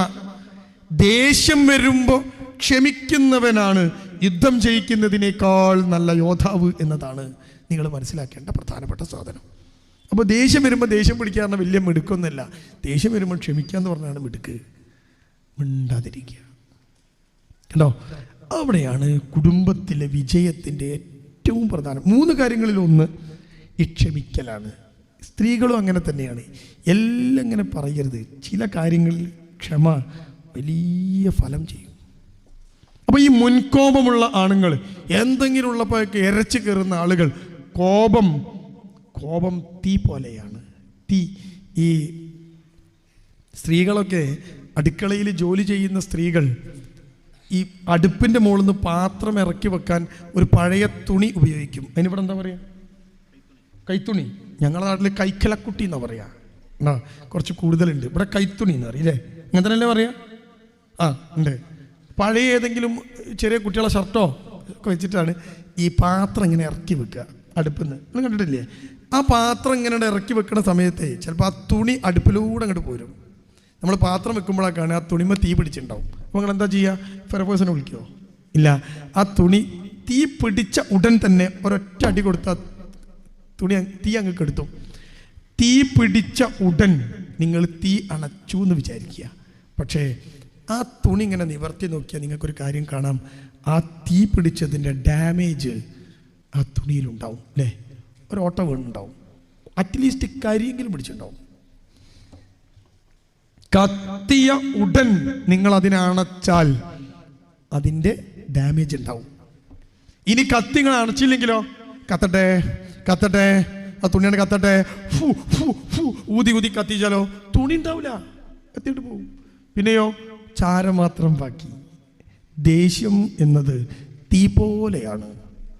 ദേഷ്യം പിടിച്ച് അപ്പം തന്നെ നിങ്ങൾ കെട്ടാലും ഡാമേജ് കുടുംബത്തിലുണ്ടാകും, ബന്ധത്തിലുണ്ടാകും, ആരുമായിട്ടും ഈ സാധനം ഉണ്ടാകുമെന്ന് ഓർക്കണം. അതുകൊണ്ട് ദേഷ്യം പിടിക്കാതിരിക്കുക എന്നത് ഒരു മുസ്ലിമിനുണ്ടായിരിക്കേണ്ട ഏറ്റവും വലിയ ക്വാളിറ്റിയാണ്. 5 നേരം പള്ളിയിൽ പോയി നിസ്കരിക്കും, എല്ലാ നോമ്പും നോൽക്കും, എല്ലാ സുന്നത്തും നിസ്കരിക്കും. പക്ഷേ അനഞ്ഞ ദേഷ്യം പിടിക്കും. അയാളെ തലമണ്ട കടിക്കണം. അയാളെ ചേർന്ന് നിസ്കരിക്കുന്ന നോമ്പൊലിക്കലും മാത്രമാണ് മുസ്ലിം എന്ന. ഒരു മുസ്ലിം എന്നത് സംസ്കാരമാണ്. അവൻ്റെ ജീവിതം റസൂൽ സല്ലല്ലാഹു അലൈഹി വസല്ലം വരച്ചിട്ട് പോയ ജീവിതമാണ്. റസൂൽ ക്ഷമയുള്ളവനായിരുന്നു എന്ന് നമുക്കറിയാം. അതാണ് സ്വഹാബികളെയും റസൂൽ പഠിപ്പിച്ച പാഠം. റസൂലിൻ്റെ ജീവിതം നിങ്ങൾക്ക് വേണ്ടി റിപ്പോർട്ട് ചെയ്യപ്പെട്ട ഭാര്യമാർ പറഞ്ഞതും അങ്ങേയറ്റത്തെ ക്ഷമ അവലംബിച്ച മനുഷ്യനായിരുന്നു റസൂൽ സല്ലല്ലാഹു അലൈഹി വസല്ലം എന്നാണ്. എങ്കിൽ ആ നേതാവിനെ പിൻപറ്റിയിട്ട് സ്വർഗത്തിലേക്ക് പോകണമെന്ന് ആഗ്രഹിക്കുന്നതിൻ്റെ പ്രിയപ്പെട്ട പുരുഷന്മാരെ, ദേഷ്യക്കാരുണ്ടോ എങ്കിൽ നിങ്ങൾ ഇന്നു മുതൽ തന്നെ ആ ദേഷ്യത്തെ ഈ ഗ്രൗണ്ടിൽ ഉപേക്ഷിച്ചിട്ട് ഈ ഗേറ്റ് കടന്നു പോകണം. എന്നിട്ട് ക്ഷമിക്കാൻ പഠിക്കണം. നിങ്ങൾക്ക് എത്ര വയസ്സാ? 60, 70, 40? ഏത് വയസ്സിലും ക്ഷമ നിങ്ങൾക്ക് പഠിക്കാം. അത് ഇസ്ലാമിൻ്റെ അടിസ്ഥാന പാഠങ്ങളിൽ ഒന്നാണ്. സത്യവിശ്വാസിയുടെ ശീലങ്ങളിൽ ഒന്ന് ക്ഷമയാണ്. അവൻ ക്ഷമിക്കുന്നവനാണ്. കണ്ടോ? അപ്പോൾ നിങ്ങളോട് പടച്ചോനും ക്ഷമിക്കും. അതുകൊണ്ട് ദേഷ്യം പിടിച്ചിട്ട് ഈ ആണുങ്ങൾക്കുള്ളൊരു പ്രത്യേകത, ഒച്ച ഭയങ്കര കൂടുതലായിരിക്കും. എല്ലാ ആൺജീവിക്കും ഒച്ച കൂടുതലാണ്. ആൺസിംഹം അലറിയാൽ ഓടി രക്ഷപ്പെടും നമ്മൾ. അമ്മാതിരി ഒച്ചയാണ്. ആ ആന കണ്ടില്ല നിങ്ങൾ? കൊമ്പനാന ആണ്. അത് ചിഹ്നം വിളിച്ചാൽ ഭയങ്കര സൗണ്ടാണ്. ഏതെങ്കിലും പിടിയാന ചിഹ്നം വിളിച്ച് നിങ്ങൾ കേട്ടിട്ടുണ്ടോ? ഇല്ല. ആൺവർഗത്തിനെല്ലാം വലിയ ശബ്ദമാണ്. ഈ ഇരിക്കുന്ന ആണുങ്ങൾക്ക് വലിയ ശബ്ദമാണ്. ശബ്ദത്തിൻ്റെ ആധികാരികത ഉപയോഗിച്ച് നിങ്ങൾ പെണ്ണിനെ ഒതുക്കാൻ ശ്രമിക്കരുത്. പെണ്ണിന് ഒച്ച ഉണ്ടാവില്ല, പെണ്ണ് മിണ്ടൂല, അതിന് പീ എന്നുള്ള ഒച്ചയാണ്, അത് പൊന്തൂല. നമ്മളതിനേക്കാളും വലിയ ഒച്ച ഇട്ടിട്ട്. അതുകൊണ്ട് ശബ്ദത്തിൻ്റെ ആധികാരികത കൊണ്ട് നിങ്ങൾ നിങ്ങളുടെ ഭാര്യയെയും നിങ്ങളുടെ കൂടെ കഴിയുന്നവരെയും ഒതുക്കാൻ ശ്രമിക്കരുത്. മറിച്ച് ക്ഷമ അവലംബിക്കുക എന്നത് കുടുംബജീവിതം മുന്നോട്ട് കൊണ്ടുപോകാനുള്ള ഏറ്റവും വലിയ സാധനമാണ്. നമ്പർ 2, പക്വത, മെച്യൂരിറ്റി എന്ന് പറയും. എന്താ പക്വത എന്നുള്ള പദത്തിൻ്റെ അർത്ഥം? എന്താ പക്വത? യെസ് എന്ന് പറയേണ്ടടുത്ത് യെസ് പറയുകയും, നോ എന്ന് പറയേണ്ടടുത്ത് നോ പറയുകയും, സ്ട്രോങ് ആവേണ്ടടുത്ത് സ്ട്രോങ് ആവുകയും, താഴ്ന്നു കൊടുക്കേണ്ടിടത്ത് താഴ്ന്നു കൊടുക്കുകയും ചെയ്യുന്നതിൻ്റെ പേരാണ് പക്വത. ഉണ്ടോ? ഞാൻ ഒരു കോളേജിലെ അധ്യാപകനാണ് അല്ലേ. ഞാൻ എൻ്റെ കോളേജിലെ ക്ലാസ് റൂമിലെത്തുമ്പോൾ ഞാൻ അധ്യാപകനായി മാറണം. എൻ്റെ മുമ്പിലിരിക്കുന്ന ഡിഗ്രിയും PGയും കഴിഞ്ഞ് PEDനെത്തുന്ന മക്കളെ അവരെ പഠിപ്പിക്കുന്ന ആളാവണം. ഉണ്ടോ? അതാണ് എൻ്റെ പക്വത. ആ കോളേജിൽ നിന്ന് 4 മണിക്ക് എൻ്റെ കോളേജ് അവസാനിച്ച് ഞാൻ വീട്ടിലെത്തിയിട്ട് എൻ്റെ 4ാം ക്ലാസ് പഠിക്കണ മകൻ എൻ്റെ അടുത്തേക്ക് ഓടി വരുമ്പോൾ ഞാൻ 21 വയസ്സുള്ള മക്കളെ പഠിപ്പിക്കണ പോലെ തന്നെ അവനോട് എന്താ എന്ന് ചോദിച്ചാൽ എനിക്ക് പക്വതയില്ല. 4 വയസ്സുള്ള കുട്ടിയുടെ ബാപ്പയായിട്ട് ഞാൻ അപ്പം മാറണം. താഴ്ന്നു കൊടുക്കേണ്ടിടത്ത് താഴ്ന്നു കൊടുക്കണം.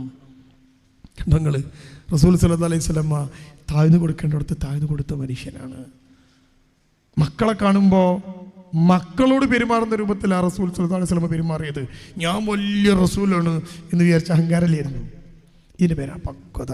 താഴേണ്ടിടത്ത് താഴാനും സ്ട്രോങ് ആവേണ്ടിടത്ത് സ്ട്രോങ് ആവാനുമുള്ള അതിൻ്റെ പേരാ പക്വത. എപ്പോഴാണ് നമ്മൾ പറയുക എൻ്റെ ഭർത്താവിന് ഒരു പക്വത ഇല്ല എന്ന് എപ്പോഴാണ് പറയുക? ബസ് കയറിയപ്പോൾ ഒരുത്തം കയറി ഭാര്യയെ തോണ്ടി, നിങ്ങളുടെ ഭാര്യനെ ഒരുത്തം കയറി തോണ്ടി. ഉടൻ ഭർത്താവ് ഭാര്യയോട് പറഞ്ഞു സാരില്ല, അയാൾ ക്ലാസ് പറഞ്ഞതിന് ക്ഷമിച്ചേക്കെന്ന്. അതുകൊണ്ട് ഇതിൻ്റെ പേര് പക്വത എന്ന്. അവൻ്റെ കാരണക്കുറ്റി നോക്കി ഒന്ന് പൊട്ടിക്കണ്ടേ, അവിടെ സ്ട്രോങ് ആവണ്ടേ. എന്നിട്ട് ഇതൊന്നും ചെയ്യാതെ വീട്ടിൽ ചെന്ന് ഭാര്യയോട് ചൂടായിട്ട് കാര്യമുണ്ടോ? ഇല്ല. അവിടെ നോക്കിയിട്ട് ബസ്സിൽ കയറി നമ്മുടെ ഭാര്യയെ തോണ്ടിയവനെ നോക്കി കാരണക്കുട്ടിക്കൊന്ന് കൊടുക്കുന്നതിൻ്റെ പേരാണ് പക്വത. ഉണ്ടോ? അവിടെ സ്ട്രോങ് ആവണം. എന്നാലോ താഴ്ന്നു കൊടുക്കേണ്ടവർക്ക് താഴ്ന്നു കൊടുക്കണം. അതിൻ്റെ പേരാ പക്വത. കുടുംബ ബന്ധങ്ങൾ മുന്നോട്ട് കൊണ്ടുപോകാൻ ഈ പക്വത അനിവാര്യമാണ്. ഒരു ചില സമയത്തൊന്ന് ഇത്തിരി ക്ഷമിച്ചാൽ മതി, ഒന്ന് മിണ്ടാതിരുന്നാൽ മതി. അതിലേക്ക് ഞാൻ വരാം.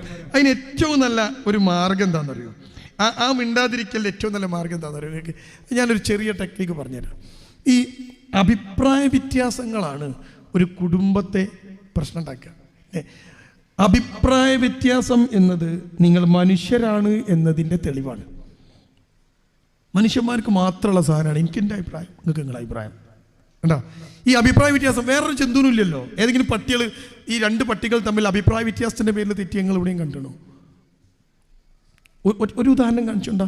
എൻ്റെ വീട്ടിൽ 10 കോഴിയുണ്ട് അല്ലേ. 8 കോഴികൾ ഒരു ഗ്രൂപ്പും 2 കോഴി വേറെ ഗ്രൂപ്പും. എന്താ അഭിപ്രായ വ്യത്യാസം കോഴികൾ തമ്മിൽ? നിങ്ങൾ കണ്ടണോ? ഇല്ല. മനുഷ്യനോ എത്ര പാർട്ടി, എത്ര ഗ്രൂപ്പ് അല്ലേ. ഇന്ത്യൻ നാഷണൽ കോൺഗ്രസ് നിങ്ങൾ കണ്ടില്ലേ, ഒരു പാർട്ടി. BJP വേറെ പാർട്ടി, മാർക്സിസ്റ്റ് പാർട്ടി വേറെ പാർട്ടി. ഇതൊക്കെ പാർട്ടികളാണ്. ഞാൻ അതിൻ്റെ ഉള്ളിൽ എത്ര ഗ്രൂപ്പ് ഉണ്ടെന്ന് ഞാൻ പറയണോ? ഉണ്ടോ? സുന്നി, മുജാഹിദ്, ജമാഅത്ത്, എത്ര ഗ്രൂപ്പ് ഉണ്ട്? എന്താ കാരണം? അഭിപ്രായ വ്യത്യാസങ്ങൾ എന്നത് മനുഷ്യൻ എന്ന ജീവിയുടെ പ്രത്യേകതകളിൽ ഒന്നാണ്. അപ്പൊ നിങ്ങളെ ഭർത്താവും തന്നെ അഭിപ്രായ വ്യത്യാസം ഉണ്ടോ എങ്കിൽ ഒരു കാര്യം ഉറപ്പാണ്, ഒരു ലാബിലും പോണ്ട, നിങ്ങൾ മനുഷ്യനാണ്. റൈറ്റ്? ഈ അഭിപ്രായ വ്യത്യാസങ്ങൾ എങ്ങനെ നമ്മൾ പരിഹരിക്കുക? അതാ ഞാൻ പറഞ്ഞത്, അതിൽ നിങ്ങൾ പക്വത കാണിച്ചാൽ മതി. ഏറ്റവും ബെസ്റ്റ് എന്താണെന്നറിയോ? ഒരു പ്രശ്നം ഉണ്ടാകുമ്പോൾ നിങ്ങൾ സംസാരിക്കുന്നത് ഒഴിവാക്കിയാൽ മതി. അപ്പം നിങ്ങൾ ചോദിക്കൂ, എല്ലാവരും പറയാ ഒരു പ്രശ്നം ഉണ്ടെങ്കിൽ സംസാരിച്ച് തീർക്കാനാ അല്ലേ? ഏതെങ്കിലും പ്രശ്നം സംസാരിച്ച് തീർന്ന് നിങ്ങൾ കണ്ടണോ? ഉണ്ടോ? നിങ്ങളും ഭാര്യയും തമ്മിലൊരു അഭിപ്രായ വ്യത്യാസം, രണ്ടാളും കൂടി ഇരുന്ന് സംസാരിക്കാൻ തുടങ്ങിയാൽ നാട്ടുകാർ ഫുള്ള് കൂടും വീടിനെ ചുറ്റും. അപ്പം ഏറ്റവും ബെസ്റ്റ് എന്താണെന്നറിയോ? ഇത് സംസാരിക്കുമ്പോഴുള്ളൊരു പ്രശ്നം വികാരം അതിൽ കൂടും എന്നതാണ്. വികാരം കൂടുമ്പോഴുള്ളൊരു പ്രശ്നം വിവേകം കുറയും എന്നാണ്. അപ്പോൾ വികാരം കൂടും, വിവേകം കുറയും. അപ്പോൾ ഏറ്റവും നല്ല പണി എന്താണെന്നറിയോ? നിങ്ങളിപ്പം മുണ്ടണ്ട, നിങ്ങളുടെ അഭിപ്രായത്തോട് എനിക്ക് യോജിപ്പില്ല. ഇല്ല. എന്താ നിന്റെ പ്രശ്നം? ഉണ്ട്, ഇപ്പം പറയണ്ട. പിന്നെന്താ ചെയ്യേണ്ടത്? ബെസ്റ്റ് പരിപാടി എഴുതുക എന്നുള്ളതാണ്. ഭർത്താവിനോട് പറയാനുള്ളത് മുഴുവൻ എഴുതി കൊടുത്തു വെക്കും. നിങ്ങൾ എഴുതുമ്പോഴുള്ളൊരു പ്രശ്നം എന്താ അറിയോ? നിങ്ങളിങ്ങനെ എഴുതും, വൃത്തികെട്ട ഒരു മനുഷ്യനാണ് നിങ്ങൾ. പിന്നെ നിങ്ങളെ വായിച്ചു നോക്കും, വൃത്തികെട്ട മനുഷ്യനാണ് നിങ്ങൾ. വൃത്തികെട്ടാന്ന് വേണ്ട, മനുഷ്യനാണ് നിങ്ങൾ, അത്ര മതി. അപ്പോൾ എഴുതി കഴിയുമ്പോൾ, പക്ഷെ ഇത് പറയുമ്പോൾ എന്താ പ്രശ്നം? ഇത് പറഞ്ഞു കഴിഞ്ഞില്ലേ, വൃത്തിയുടെ സ്വഭാവം കേൾക്ക്. ഇനിയിപ്പോൾ നമുക്ക് ആ വൃത്തികെട്ടാന്ന് വായിക്കാൻ പറ്റുമോ? പറഞ്ഞു കഴിഞ്ഞില്ലേ. എറിഞ്ഞ കല്ലും വാവിട്ട വാക്കും തിരിച്ചെടുക്കാൻ പറ്റില്ല. എറിഞ്ഞ് ഇനി ഓടിച്ചെന്ന് പിടിക്കാൻ കഴിയില്ലല്ലോ, അത് പോയി. വാവിട്ട വാക്കും പോയി.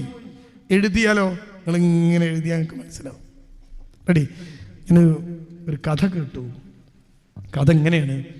ലോകപ്രസിദ്ധനായ ഒരു പ്രാസംഗികൻ, വളരെ ഫേമസ് ആയ ഒരു പ്രാസംഗികൻ, അയാൾ മനോഹരമായി പ്രസംഗിക്കും. അയാൾ ഒരു സ്ഥലത്ത് പോയിട്ട് പ്രസംഗിച്ചു. ഭയങ്കര പ്രസംഗം കഴിഞ്ഞ് ഇയാൾ വണ്ടിയിൽ കയറി തിരിച്ചു പോയി. ഇയാൾക്ക് 2 ദിവസം കഴിഞ്ഞപ്പോൾ ഇയാൾക്കൊരു കത്ത് കിട്ടുകയാണ്.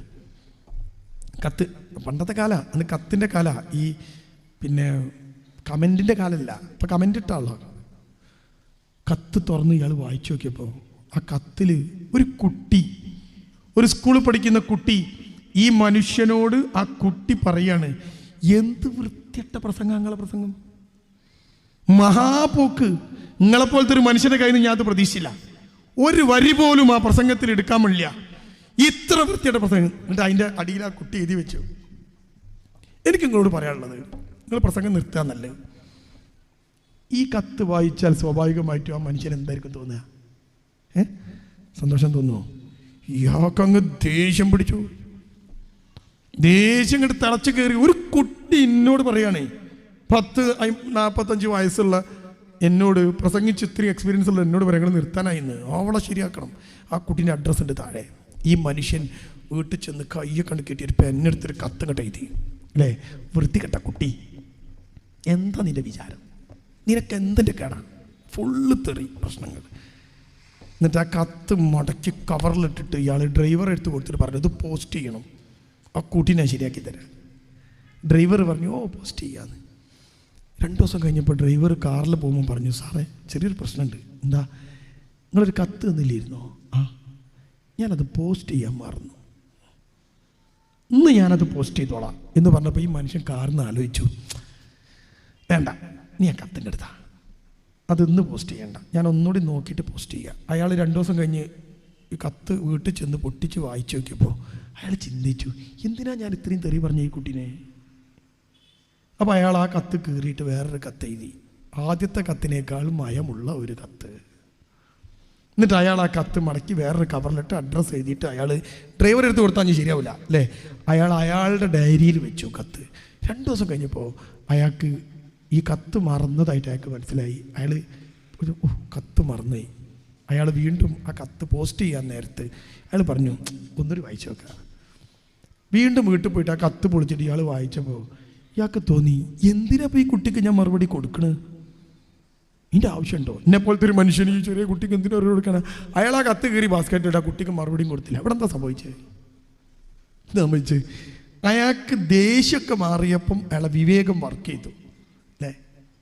വികാരം പോയപ്പോൾ വിവേകം വർക്ക് ചെയ്തു. നിങ്ങളും ഭാര്യയും തമ്മിൽ എന്തെങ്കിലും പ്രശ്നം ഉണ്ടെങ്കിൽ ഇപ്പം നല്ല സുഖം എഴുതാൻ, പേപ്പറും പെന്നൊന്നും വേണ്ട. നിങ്ങൾ ഭർത്താവ് ദേഷ്യം പിടിച്ച് വീട്ടിൽ നിന്ന് പോയാൽ ഞാൻ നേരത്തെ പറഞ്ഞല്ലോ, നിങ്ങളെ എന്ത് തുണി എന്നാ തുണിക്ക് പറയാം? കൈത്തുണി അല്ലേ? ആ ശരി. ആ കൈത്തുണിക്ക് തീ പിടിച്ചപ്പോൾ ഊതി ഊതി കത്തിച്ചാൽ എങ്ങനെ ഉണ്ടാവും? ഇങ്ങനെ ഉണ്ടാവും. കെടുത്താതെ ഭർത്താവ് ഇങ്ങോട്ട് കച്ചറുണ്ടാക്കി പോയാലേ നിങ്ങൾ വോയിസ് ഇടരുത്, അയാൾ കേൾക്കൂല. ടൈപ്പ് ചെയ്ത് എഴുതി അയക്കുക. നോക്കൂ, നിങ്ങൾ ഇങ്ങനെ. അപ്പോൾ അയാളൊക്കെ വായിച്ചു നോക്കൂ. അപ്പോൾ കച്ചറുണ്ടാക്കി, അപ്പോൾ അയാളും ഇങ്ങോട്ട് എഴുതി വിടും. അപ്പോൾ നിങ്ങൾ തമ്മിലുള്ള വികാരം, ഇത് ടൈപ്പ് ചെയ്ത് കഴിഞ്ഞാൽ സ്വാഭാവികമായിട്ട് പോസ്റ്റ് ചെയ്യണതിന് ഒന്നുകൂടി വായിച്ചു നോക്കും അല്ലേ? ആ വായിച്ച് നോക്കുമ്പോൾ ഇതൊക്കെ അതിലുണ്ടാവും. അപ്പോൾ അയാൾക്ക് കാര്യം മനസ്സിലാവും. അയാളൊന്ന് ചിന്തിക്കും. ദേഷ്യമുള്ള മനുഷ്യൻ, അയാൾക്ക് പറയാനുള്ളതും അയാൾ എഴുതിയാൽ മതി. അപ്പോൾ ഈ പക്വത കുടുംബ ബന്ധങ്ങൾക്കകത്ത് ഏറ്റവും പ്രധാനപ്പെട്ട ഒരു സാധനമാണ്. കണ്ടോ? ഞാൻ അവസാനിപ്പിക്കുകയാണ്. 3-ാമത്തെ കാര്യം, നമ്മുടെ കുടുംബത്തിനകത്ത് ഇടപെടാൻ ഒരുത്തനെയും അനുവദിക്കരുത്. ഒരാൾ കൗൺസിലിങ്ങിൻ്റെ ആളെപ്പോലും അനുവദിക്കരുത്. അനുവദിച്ച ആളെ കുഴപ്പമെന്താ? അയാൾ പറഞ്ഞ നമ്മൾ കേൾക്കേണ്ടി വരും. ഞാൻ എന്താ പറഞ്ഞത്? Do not entertain any person. ഒരു മനുഷ്യനെ നിങ്ങൾ അനുവദിക്കരുത്. സ്വന്തം ബാപ്പയെയും ഉമ്മയെയും പോലും.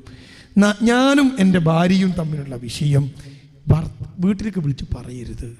അത്രക്ക് പ്രശ്നമുണ്ടെങ്കിൽ മാത്രം അത് അറിയിക്കേണ്ടതുള്ളൂ. എല്ലാ എല്ലാം വിളിച്ച് പറയാം, ഉമ്മ ഇന്ന് മൂപ്പര് എന്നോട് ഇങ്ങനെ പറഞ്ഞു. സ്വാഭാവികമായിട്ട് ഉമ്മ പറയുമ്പോൾ ഉമ്മ ഇടപെടും.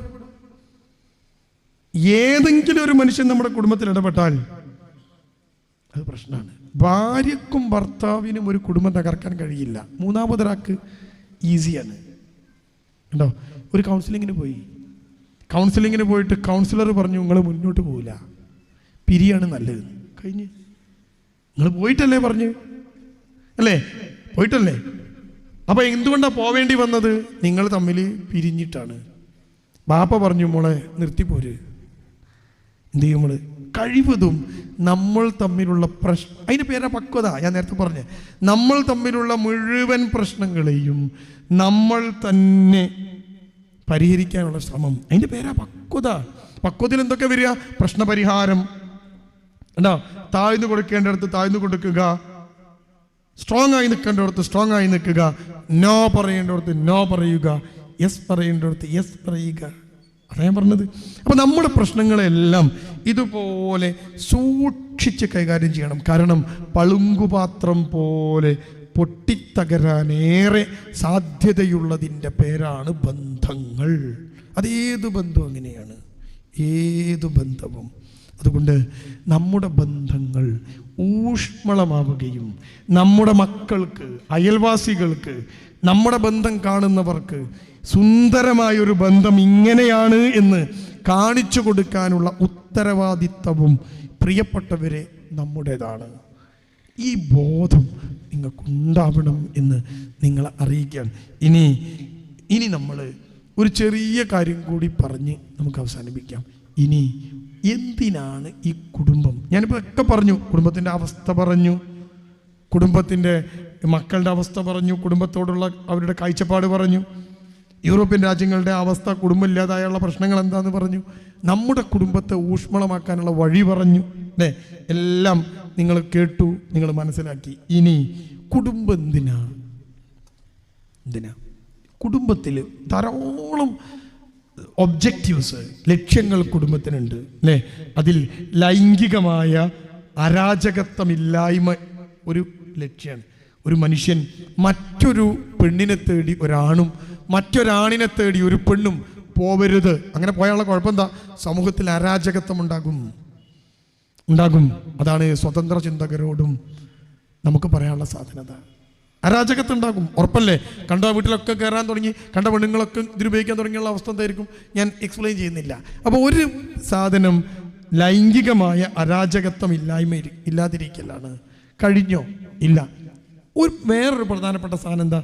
എന്തിനാ കുടുംബം ഖുർആൻ പറയണത്? റസൂൽ പഠിപ്പിച്ചത് എന്താ? നിങ്ങളുടെ ഗുഹ്യാവയവങ്ങളെ നിങ്ങൾ സൂക്ഷിക്കുക. അതപ്പം ഞാൻ പറഞ്ഞ ലൈംഗിക അരാജകത്വം പോട്ടെ. ഇനി എന്താ കുടുംബത്തിൻ്റെ ലക്ഷ്യം? ഓരോ കുടുംബത്തിൻ്റെയും പ്രധാനപ്പെട്ട ലക്ഷ്യങ്ങളിലൊന്ന് ഇനി ഈ ലോകത്ത് ജീവിക്കാനുള്ള പുതിയ തലമുറയെ വളർത്തിക്കൊണ്ടുവരലാണ്. ഇത് നമ്മൾ മറക്കരുത്. നമ്മുടെ കുട്ടി കള്ളനാവരുത്, നമ്മുടെ കുട്ടി താന്തോന്നിയാവരുത്, നമ്മുടെ കുട്ടി തെമ്മാടിയാവരുത്, നമ്മുടെ കുട്ടി ഇസ്ലാമിനെതിരെ മുഖം തിരിച്ചു നിൽക്കുന്നവരാവരുത്. റബ്ബ് സുബ്ഹാനഹു തആലയെ പ്രാർത്ഥിച്ച് ഈ സമൂഹത്തിൽ ഏറ്റവും മികച്ച രീതിയിൽ ഇടപെട്ട് മികച്ച ഒരു കുട്ടിയായി മാറണം. അതിനാ കുടുംബം. ഒരാണും പെണ്ണും കല്യാണം കഴിച്ചത് എന്തിനാ? സ്വകാര്യമായ നമ്മുടെ കാര്യങ്ങളൊക്കെ മാറ്റിവെച്ചാൽ അതിൽ നിന്നുണ്ടാകുന്ന, ഇണയിൽ നിന്നുണ്ടാകുന്ന മക്കൾ നന്നാവണം. അതുകൊണ്ട് കുടുംബമായി ജീവിക്കുന്ന ഞാനും നിങ്ങളും ഏറെ ശ്രദ്ധ കൊടുക്കേണ്ട ഒരു സാധനം ഈ മക്കളെ വളർത്തലാണ്. അതിൽ ഏറ്റവും വലിയ പങ്ക് സ്ത്രീകൾക്കാണ്. അപ്പം അതിൻ്റെ അർത്ഥം പുരുഷന്മാർക്ക് പങ്കൊന്നുമില്ല, ഇന്ന് തന്നെ രാജിക്കത്ത് കൊടുത്ത് പിന്മാറണം എന്നല്ല. മക്കളെ വളർത്തുന്നതിൽ ഏറ്റവും വലിയ പങ്ക് സ്ത്രീകൾക്കാണ്. ആ പങ്ക് അവർ ഏറ്റെടുത്തേ പറ്റൂ. കാരണം പുരുഷന് മക്കളെ വളർത്താനുള്ള ക്ഷമ റബ്ബ് സുബ്ഹാനഹു തആല തന്നിട്ടില്ല. ഗർഭപാത്രത്തിൻ്റെ കൂടെ ഒരു പെണ്ണിന് റബ്ബ് കൊടുത്ത അനുഗ്രഹത്തിൽ ഒന്നാണ് മാതൃത്വം എന്നത്. മാതൃത്വം. നിങ്ങൾക്ക് ആർക്കെങ്കിലും സംശയം ഉണ്ടെങ്കിൽ, ചെറിയ കുട്ടികളുള്ള ആരെങ്കിലും കുട്ടിയെ ബാപ്പാൻ്റെ അടുത്ത് ഏൽപ്പിച്ചിട്ട് ഒരു 3 മണിക്കൂർ കുട്ടീനെ നോക്കാൻ പറഞ്ഞു നോക്ക്. ബാപ്പ 3 മണിക്കൂർ കൊണ്ട് അസ്വസ്ഥനാകും, അല്ലേ? എടി ഇത് പിന്നെ അപ്പിട്ട് പിന്നെ അപ്പിട്ടോ, അതങ്ങനെ തന്നെയാണ്. ഇങ്ങനെ അത് ഹലോ ഉണ്ടോ, അത് പിന്നെ മൂത്രമൊഴിച്ചല്ല, അങ്ങനെ തന്നെ കുട്ടികൾ അത് മൂത്രമൊഴിച്ചോണ്ടേ നിൽക്കും, അപ്പിട്ടോണ്ടേ നിൽക്കും അല്ലേ. എന്നാൽ പെണ്ണോ, എത്ര കുട്ടി അപ്പിട്ടാലും അത് ക്ഷമയോട് കൂടി കഴുകി തുടച്ച് വൃത്തിയാക്കി അതിനെ നോക്കി ചിരിച്ച്. ഇതിൻ്റെ പേരാ മാതൃത്വം. ഇത് പുരുഷനില്ല. ഗർഭപാത്രത്തിൻ്റെ കൂടെ ഒരു ഉമ്മക്ക് കിട്ടിയ അനുഗ്രഹത്തിൻ്റെ പേരാണ് മാതൃത്വം. ആ മാതൃത്വത്തിലുള്ളതാണ് ക്ഷമ, സഹനം. ഒരു പെണ്ണ് അനുഭവിച്ച പ്രസവ വേദന ഒരാണ് അനുഭവിച്ചിരുന്നുവെങ്കിൽ അവൻ തകർന്നു പോകുമായിരുന്നു എന്നാ. എത്രയോ എല്ലുകൾ നുറുങ്ങുന്ന വേദനയാണ് പ്രസവ സമയത്ത് ഒരു പെണ്ണ് അനുഭവിക്കുക. ആ വേദന സഹിക്കാനുള്ള സഹനശക്തി ഈ പെണ്ണിനുണ്ട്. ഉണ്ടോ? അത് ഞാൻ പറഞ്ഞപ്പോൾ നിങ്ങൾക്ക് മനസ്സിലായതാ അല്ലേ? സഹിക്കാനുള്ള ശക്തി ഏതായാലും പെണ്ണിനുണ്ട്. നമ്മളൊക്കെ സഹിക്കുന്നുണ്ടല്ലോ അല്ലേ? പക്ഷേ എന്തും സഹിക്കാൻ, പൊറുക്കാൻ, വിട്ടുവീഴ്ച ചെയ്യാൻ സ്ത്രീകൾക്ക് ഒരു പ്രത്യേക കപ്പാസിറ്റി ഗർഭപാത്രത്തിൻ്റെ കൂടെ അള്ളാഹ് നൽകിയ കപ്പാസിറ്റിയാണ്. അതുകൊണ്ട് മക്കളെ പോറ്റി വളർത്തുന്നതിൽ, വഴി നടത്തുന്നതിൽ, അവർക്ക് ദീൻ കൊടുക്കുന്നതിൽ, അവരുടെ ബന്ധങ്ങളിൽ ഊഷ്മത പുലർത്തുന്നതിൽ എൻ്റെ പ്രിയപ്പെട്ട ഉമ്മമാർക്ക് ഏറ്റവും വലിയ പങ്കുണ്ട്. പുരുഷന് പങ്കില്ല എന്നല്ല ഞാൻ പറഞ്ഞത് കേട്ടോ. പുരുഷൻ്റെ പങ്കിനേക്കാൾ സ്ത്രീക്ക് പങ്കുണ്ട്. മക്കളെ വളർത്തൽ, പോറ്റുക. പെറ്റാ പോരാ, പോറ്റണം. പ്രസവിക്കുന്നിടത്തെല്ലാം എടുക്ക്, പോറ്റുന്നിടത്താണ്. ഒരു കുട്ടി ഏറ്റവും മികച്ച കുട്ടിയാവുക എങ്ങനെ പോറ്റി എന്നുള്ളിടത്താണ്, പ്രസവിച്ചു എന്നുള്ളിടത്തല്ല. പ്രസവിക്കുമ്പോൾ ഒരു കുഴപ്പമില്ല, നോർമൽ പ്രസവമായിരുന്നു. ഇപ്പം എന്താ കുഴപ്പം? ആകെ പ്രശ്നം എൻ്റെ കുട്ടി. അപ്പോൾ എവിടെ പ്രശ്നം പറ്റിയ പ്രസവത്തിലല്ല, പിന്നെയോ പോറ്റിയിടത്താണ്. അതുകൊണ്ട് മക്കളെ വളർത്തുക, മക്കളെ പോറ്റുക, അതിലേറ്റവും വലിയ പങ്ക് വഹിക്കാനുള്ള സ്ത്രീകൾ. ഏറ്റവും വലിയ എൻ്റെ പണികളിലൊന്ന് മക്കളെ വളർത്തലാണ് എന്ന് തിരിച്ചറിയണം. ഇപ്പം നമ്മുടെ വീട്ടിൽ ഒരുപാട് പണി സ്ത്രീകൾക്കുണ്ട് അല്ലേ? വീട് തുടയ്ക്കണം, അടിച്ചു വാരണം, പാത്രം കഴുകണം, അലക്കണം, ഭക്ഷണം പാകം ചെയ്യണം, വിളമ്പണം, പാത്രം കഴുകണം, മുറ്റമടിക്കണം. എന്തൊക്കെ പണിയാ! രാവിലെ അലക്കിയത് വൈകുന്നേരം മടക്കി അളമാറയിൽ വെക്കണം അല്ലേ? ഓങ്ങനെ നോക്കിയാൽ ഒരു പെണ്ണിന് രാവിലെ തുടങ്ങി രാത്രി വരെ ആ പെണ്ണ് പണിയെടുത്തുകൊണ്ടിരിക്കുകയാണ്. എന്നിട്ടും നമ്മൾ ആണുങ്ങൾ ചോദിക്കുക, എന്താട്ടി എനിക്ക് ഇവിടെ പണിയുന്നില്ലേ? പോട്ടെ, അപ്പോൾ ഈ പണിയെടുത്തോണ്ടേ നിൽക്കുകയാണ്. അപ്പോൾ എന്തൊക്കെ പണിയുണ്ട് ഈ പെണ്ണിന് ഞാൻ എണ്ണി. പക്ഷേ എൻ്റെ ശബ്ദം കേൾക്കുന്ന പ്രിയപ്പെട്ട ഉമ്മ ചിന്തിക്കണം, ഈ പണിയൊക്കെ നിങ്ങൾ മാറ്റിവെക്കണം. ഏറ്റവും പ്രധാനപ്പെട്ട പണി എന്താണെന്നറിയാം? മക്കളെ വളർത്തലാണ്. അത് കഴിഞ്ഞിട്ട് മറ്റു പണികളിലേക്ക് പോവുക. നമ്മളെ സ്ട്രാറ്റജി എന്താ? എല്ലാ പണിയും കഴിഞ്ഞ് നേരം ഉണ്ടെങ്കിൽ മക്കളെ വെക്കുക അല്ലേ? പറ്റില്ല. മക്കൾ പ്രധാനമാണ്. സ്കൂള് വിട്ട് മക്കൾ വീട്ടിലേക്ക് വരുന്ന നേരം സകല പണിയും മാറ്റിവെച്ച് ഉമ്മ സ്വീകരിക്കാൻ തയ്യാറായി നിൽക്കണം. രണ്ട് കൈയും നീട്ടിവെച്ച് മക്കളെ സ്വീകരിക്കണം. ഉണ്ടോ? എന്നിട്ടോ അവരുടെ കൂടെ ഇരിക്കണം, അവർക്ക് സമയം കൊടുക്കണം, അവരോട് സംസാരിക്കണം. അപ്പോഴാണ് ആ കുട്ടി നമ്മുടേതാവുക. അല്ലാതെ വീട്ടിലുള്ള ചിക്കനും മട്ടനും വേവിച്ചും പൊരിച്ചും കുട്ടിക്ക് ഇങ്ങനെ വെച്ചു കൊടുത്തിട്ട് അതിൻ്റെ വയറ് നിറച്ചിട്ട് കാര്യമില്ല. അതിൻ്റെ കൂടെ ഇരിക്കാനുള്ള സമയമാണ് ഒരു ഉമ്മ ഉണ്ടാക്കേണ്ട വലിയ സമയം എന്ന് നമ്മൾ മനസ്സിലാക്കണം. അപ്പോൾ കുട്ടി സ്കൂൾക്ക് പോണ സമയം, സ്കൂൾ വിട്ടുവരുന്ന സമയം, കുട്ടി ഉണരുന്ന സമയം, കുട്ടി ഉറങ്ങുന്ന സമയം, ഞാൻ 4 സമയം പറഞ്ഞു. ഞാൻ സ്കൂളിലൊക്കെ പോണ കുട്ടികളുള്ള അമ്മമാരോടാണ് പറഞ്ഞത്. അല്ലാത്ത കുട്ടികൾ പിന്നെ വലിയ കുട്ടികളായി ഉണ്ടാവുമല്ലോ അല്ലേ? ഒന്നുകൂടി ഞാൻ വൃത്തിയായിട്ട് പറഞ്ഞാൽ ഞങ്ങൾക്ക് വൃത്തിയായിട്ട് മനസ്സിലാകും. 4 സമയത്ത്, ഏറ്റവും ചുരുങ്ങിയത് 4 സമയത്ത് ഒരു ഉമ്മ, ഞാൻ ഉമ്മനോടാ പറയണ കേട്ടോ, കുട്ടികൾക്ക് മുമ്പിൽ നല്ല മുഖം കാണിക്കണം. മറന്നോ വരുത് ഞാൻ പറയണത്. ഇത് അവസാനമാണ്. ഈ കുട്ടികളെ കുറിച്ച് പറഞ്ഞ് ഞാൻ അവസാനിപ്പിക്കും. 4 നേരം നിങ്ങളുടെ മക്കൾ ഉമ്മയുടെ സുന്ദരമായ മുഖം കാണണം. അതിന് മലയാളത്തിൽ പറയാ നല്ല മുഖം എന്നാണ്. എപ്പോഴാ ഞാൻ തുടക്കം മുതൽ പറയാം. 1, പ്രിയപ്പെട്ട ഉമ്മമാരെ, നിങ്ങൾ തിരക്കിലായിരിക്കും, ഒരുപാട് പണി ബാക്കിയുണ്ടാകും, സ്ട്രെസ്ഫുൾ ആയിരിക്കും. പക്ഷേ നിങ്ങളുടെ കുട്ടി രാവിലെ എഴുന്നേൽക്കുമ്പോൾ ഒരു ഉമ്മാൻ്റെ നല്ല മുഖം കാണണം. കുട്ടീനെ പോയിട്ട് നമ്മുടെ മക്കളൊക്കെ ഇപ്പം അങ്ങനെയാണ്. മക്കളെ പോയിട്ട് നമ്മൾ വിളിക്കും അല്ലേ, വിളിക്കും മോളെ എണീക്ക്, മോൾക്ക് മൂന്നെണ്ണത്തിന് കിടക്കും അല്ലേ. പിന്നെയും ഈ ദോശ ഉണ്ടാക്കുന്ന പത്തിരി ഉണ്ടാക്കുന്ന തിരക്കിനിടയിൽ വീണ്ടും വിളിക്കും അല്ലേ. അപ്പോൾ അവിടെ തന്നെ കിടക്കും. പിന്നെ നമ്മൾ പോയിട്ടൊരു വിളിയുണ്ട്, ആ വിളിയിൽ അവൾ എണീറ്റിരിക്കും അല്ലേ, മുടിയൊക്കെ ഉണ്ടാക്കിച്ചിട്ട് രാവിലെ തന്നെ കുട്ടി കണ്ടത് ഉമ്മാൻ്റെ ഒരു ഭീകര രൂപം. ആ കുട്ടീൻ്റെ ഡേ പോയി കുട്ടീനെ സമയമെടുത്ത് ഉമ്മ നല്ല രാവിലെ തന്നെ മുടിയൊക്കെ നല്ല കെട്ടി കണ്ണൊക്കെ എഴുതി പൗഡറൊക്കെ ഇട്ട് വീട്ടിനകത്ത് നിന്ന് കണ്ണെഴുതുന്നതിന്, വീട്ടിനകത്ത് നിന്ന് സുഗന്ധം പൂശുന്നതിന്, വീട്ടിനകത്ത് നിന്ന് ഒരു പൗഡർ ഇടുന്നതിനൊന്നും ഇസ്ലാമിൽ തെറ്റില്ല. പുറത്തിറങ്ങുമ്പോഴാണ് അതൊക്കെ തെറ്റാവുക. വീട്ടിനകത്ത് നിന്ന് നല്ല സുന്ദരമായിട്ട് നിൽക്കണം. എന്തിനാ? നിങ്ങളെ മക്കൾക്ക് മുമ്പിൽ ചിരിച്ചുകൊണ്ട് കുട്ടി ഇങ്ങോട്ട് എഴുന്നേൽക്കുമ്പോൾ കണ്ടത് ഉമ്മാൻ്റെ ഒരു നല്ല മുഖം. ആ കുട്ടിക്ക് ഉമ്മാനോട് സ്നേഹം ഉണ്ടാവും. ഉണ്ടോ? സ്നേഹം ഉണ്ടാവും. ആദ്യം നിങ്ങൾ നിങ്ങളുടെ കുട്ടികൾക്ക് നല്ല മുഖം രാവിലെ കാണിച്ചെടുക്കണം. അടിപൊളിയാ. ഉണ്ടോ? ഇനിയോ 2, എത്ര നേരം നല്ല മുഖം കാണിക്കണ്ടേ? കയ്യെങ്കിലും ഫുൾ ടൈം കാണിച്ചോളൂ കേട്ടോ, അതിന് കുഴപ്പമൊന്നുമില്ല. ഇന്ന് ഫുൾ ടൈം നല്ല മുകളിലുള്ള പെണ്ണ് ഇന്ന് പോയിക്കാണ്ട് 4 നേരം വെച്ച് ബാക്കിയൊക്കെ കേടി വരുത്താൻ നിൽക്കണ്ട, അങ്ങനെ തന്നെ നിന്നോട്ടെ. പക്ഷേ മിനിമം 4 നേരങ്ങൾ കാണിക്കണം. രണ്ടാമത്തെ നേരം എപ്പോഴാ? ഈ കുട്ടികൾ യൂണിഫോം ധരിച്ച് സ്കൂളിലേക്ക് ഇറങ്ങുന്ന സമയം. ആ സമയത്ത് മിക്കവാറും ഉമ്മ അടുക്കളയെ തിരക്കിലായിരിക്കും. ഈ പത്തിരി മറിച്ചിട്ടിട്ട് അടുത്ത് ഇടാൻ നിൽക്കുമ്പോഴാ കുട്ടി ഞാൻ പോവാട്ടോ എന്ന് പറയാ. അപ്പം അടുക്കളയിൽ നിന്ന് ഒരൊച്ച ഉണ്ടാവും, ഇതുവരെ പോയില്ലേ അവിടുന്ന് ഉണ്ടാ. കുട്ടി ഒറ്റ ഓട്ടാ, പുല്ല് മുളയ്ക്കൂല പോയടുത്ത്. കുട്ടീനെ ഇങ്ങനെ പറഞ്ഞേക്കരുത്. സ്കൂളിൽ പോകുന്ന ഒരു കുട്ടിയെയും ഗേറ്റ് വരെ യാത്ര അയക്കാതെ ഒരു ഉമ്മയും വിടരുത്. ആ കുട്ടി 2 പത്തിരി കരിഞ്ഞോട്ടെ, സാരില്ല, അത് നിങ്ങളോട് ഒഴിവാക്കിക്കോ, അല്ലെങ്കിൽ അടുപ്പണ ഓഫാക്ക്, ബാക്കി പിന്നെ ഉണ്ടാക്കാം. സ്കൂളിൽ പോകുമ്പോൾ പോലെ പോലെ പോലെ ഉമ്മ വരാം അല്ലേ. എന്നിട്ട് മുഖമൊക്കെ ഒന്ന് ശരിയാക്കി ചിരിച്ച് ഒരു ഉമ്മക്കെ കൊടുത്ത് സലാം പറഞ്ഞ് വീട്ടിൽ നിന്ന് ഇറങ്ങുമ്പോഴുള്ള പ്രാർത്ഥന കുട്ടിയെ ഓർമ്മിപ്പിച്ച് ഉണ്ടോ അടിപൊളിയായിട്ട് കുട്ടീനെ ഇങ്ങനെ നിൽക്കണം. ഗേറ്റ് കിടന്നു പോകുമ്പോൾ ആ കുട്ടി ഒന്നുകൂടി നിങ്ങളെ നോക്കും. കാരണം എന്താ? എന്തൊരു സ്നേഹം എൻ്റെ അമ്മക്ക് ഉണ്ടോ. ഇനി സ്കൂളിൽ കുട്ടി പൊക്കോട്ടെ.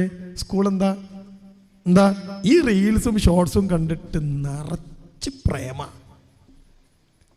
ഓരോ കുട്ടികൾ കൗൺസിലിംഗ് വരുമ്പോൾ ചോദിക്കും എങ്ങനെ തുടങ്ങിയതാ? അവൻ എന്നെ പ്രപ്പോസ് ചെയ്തു. പ്രപ്പോസോ?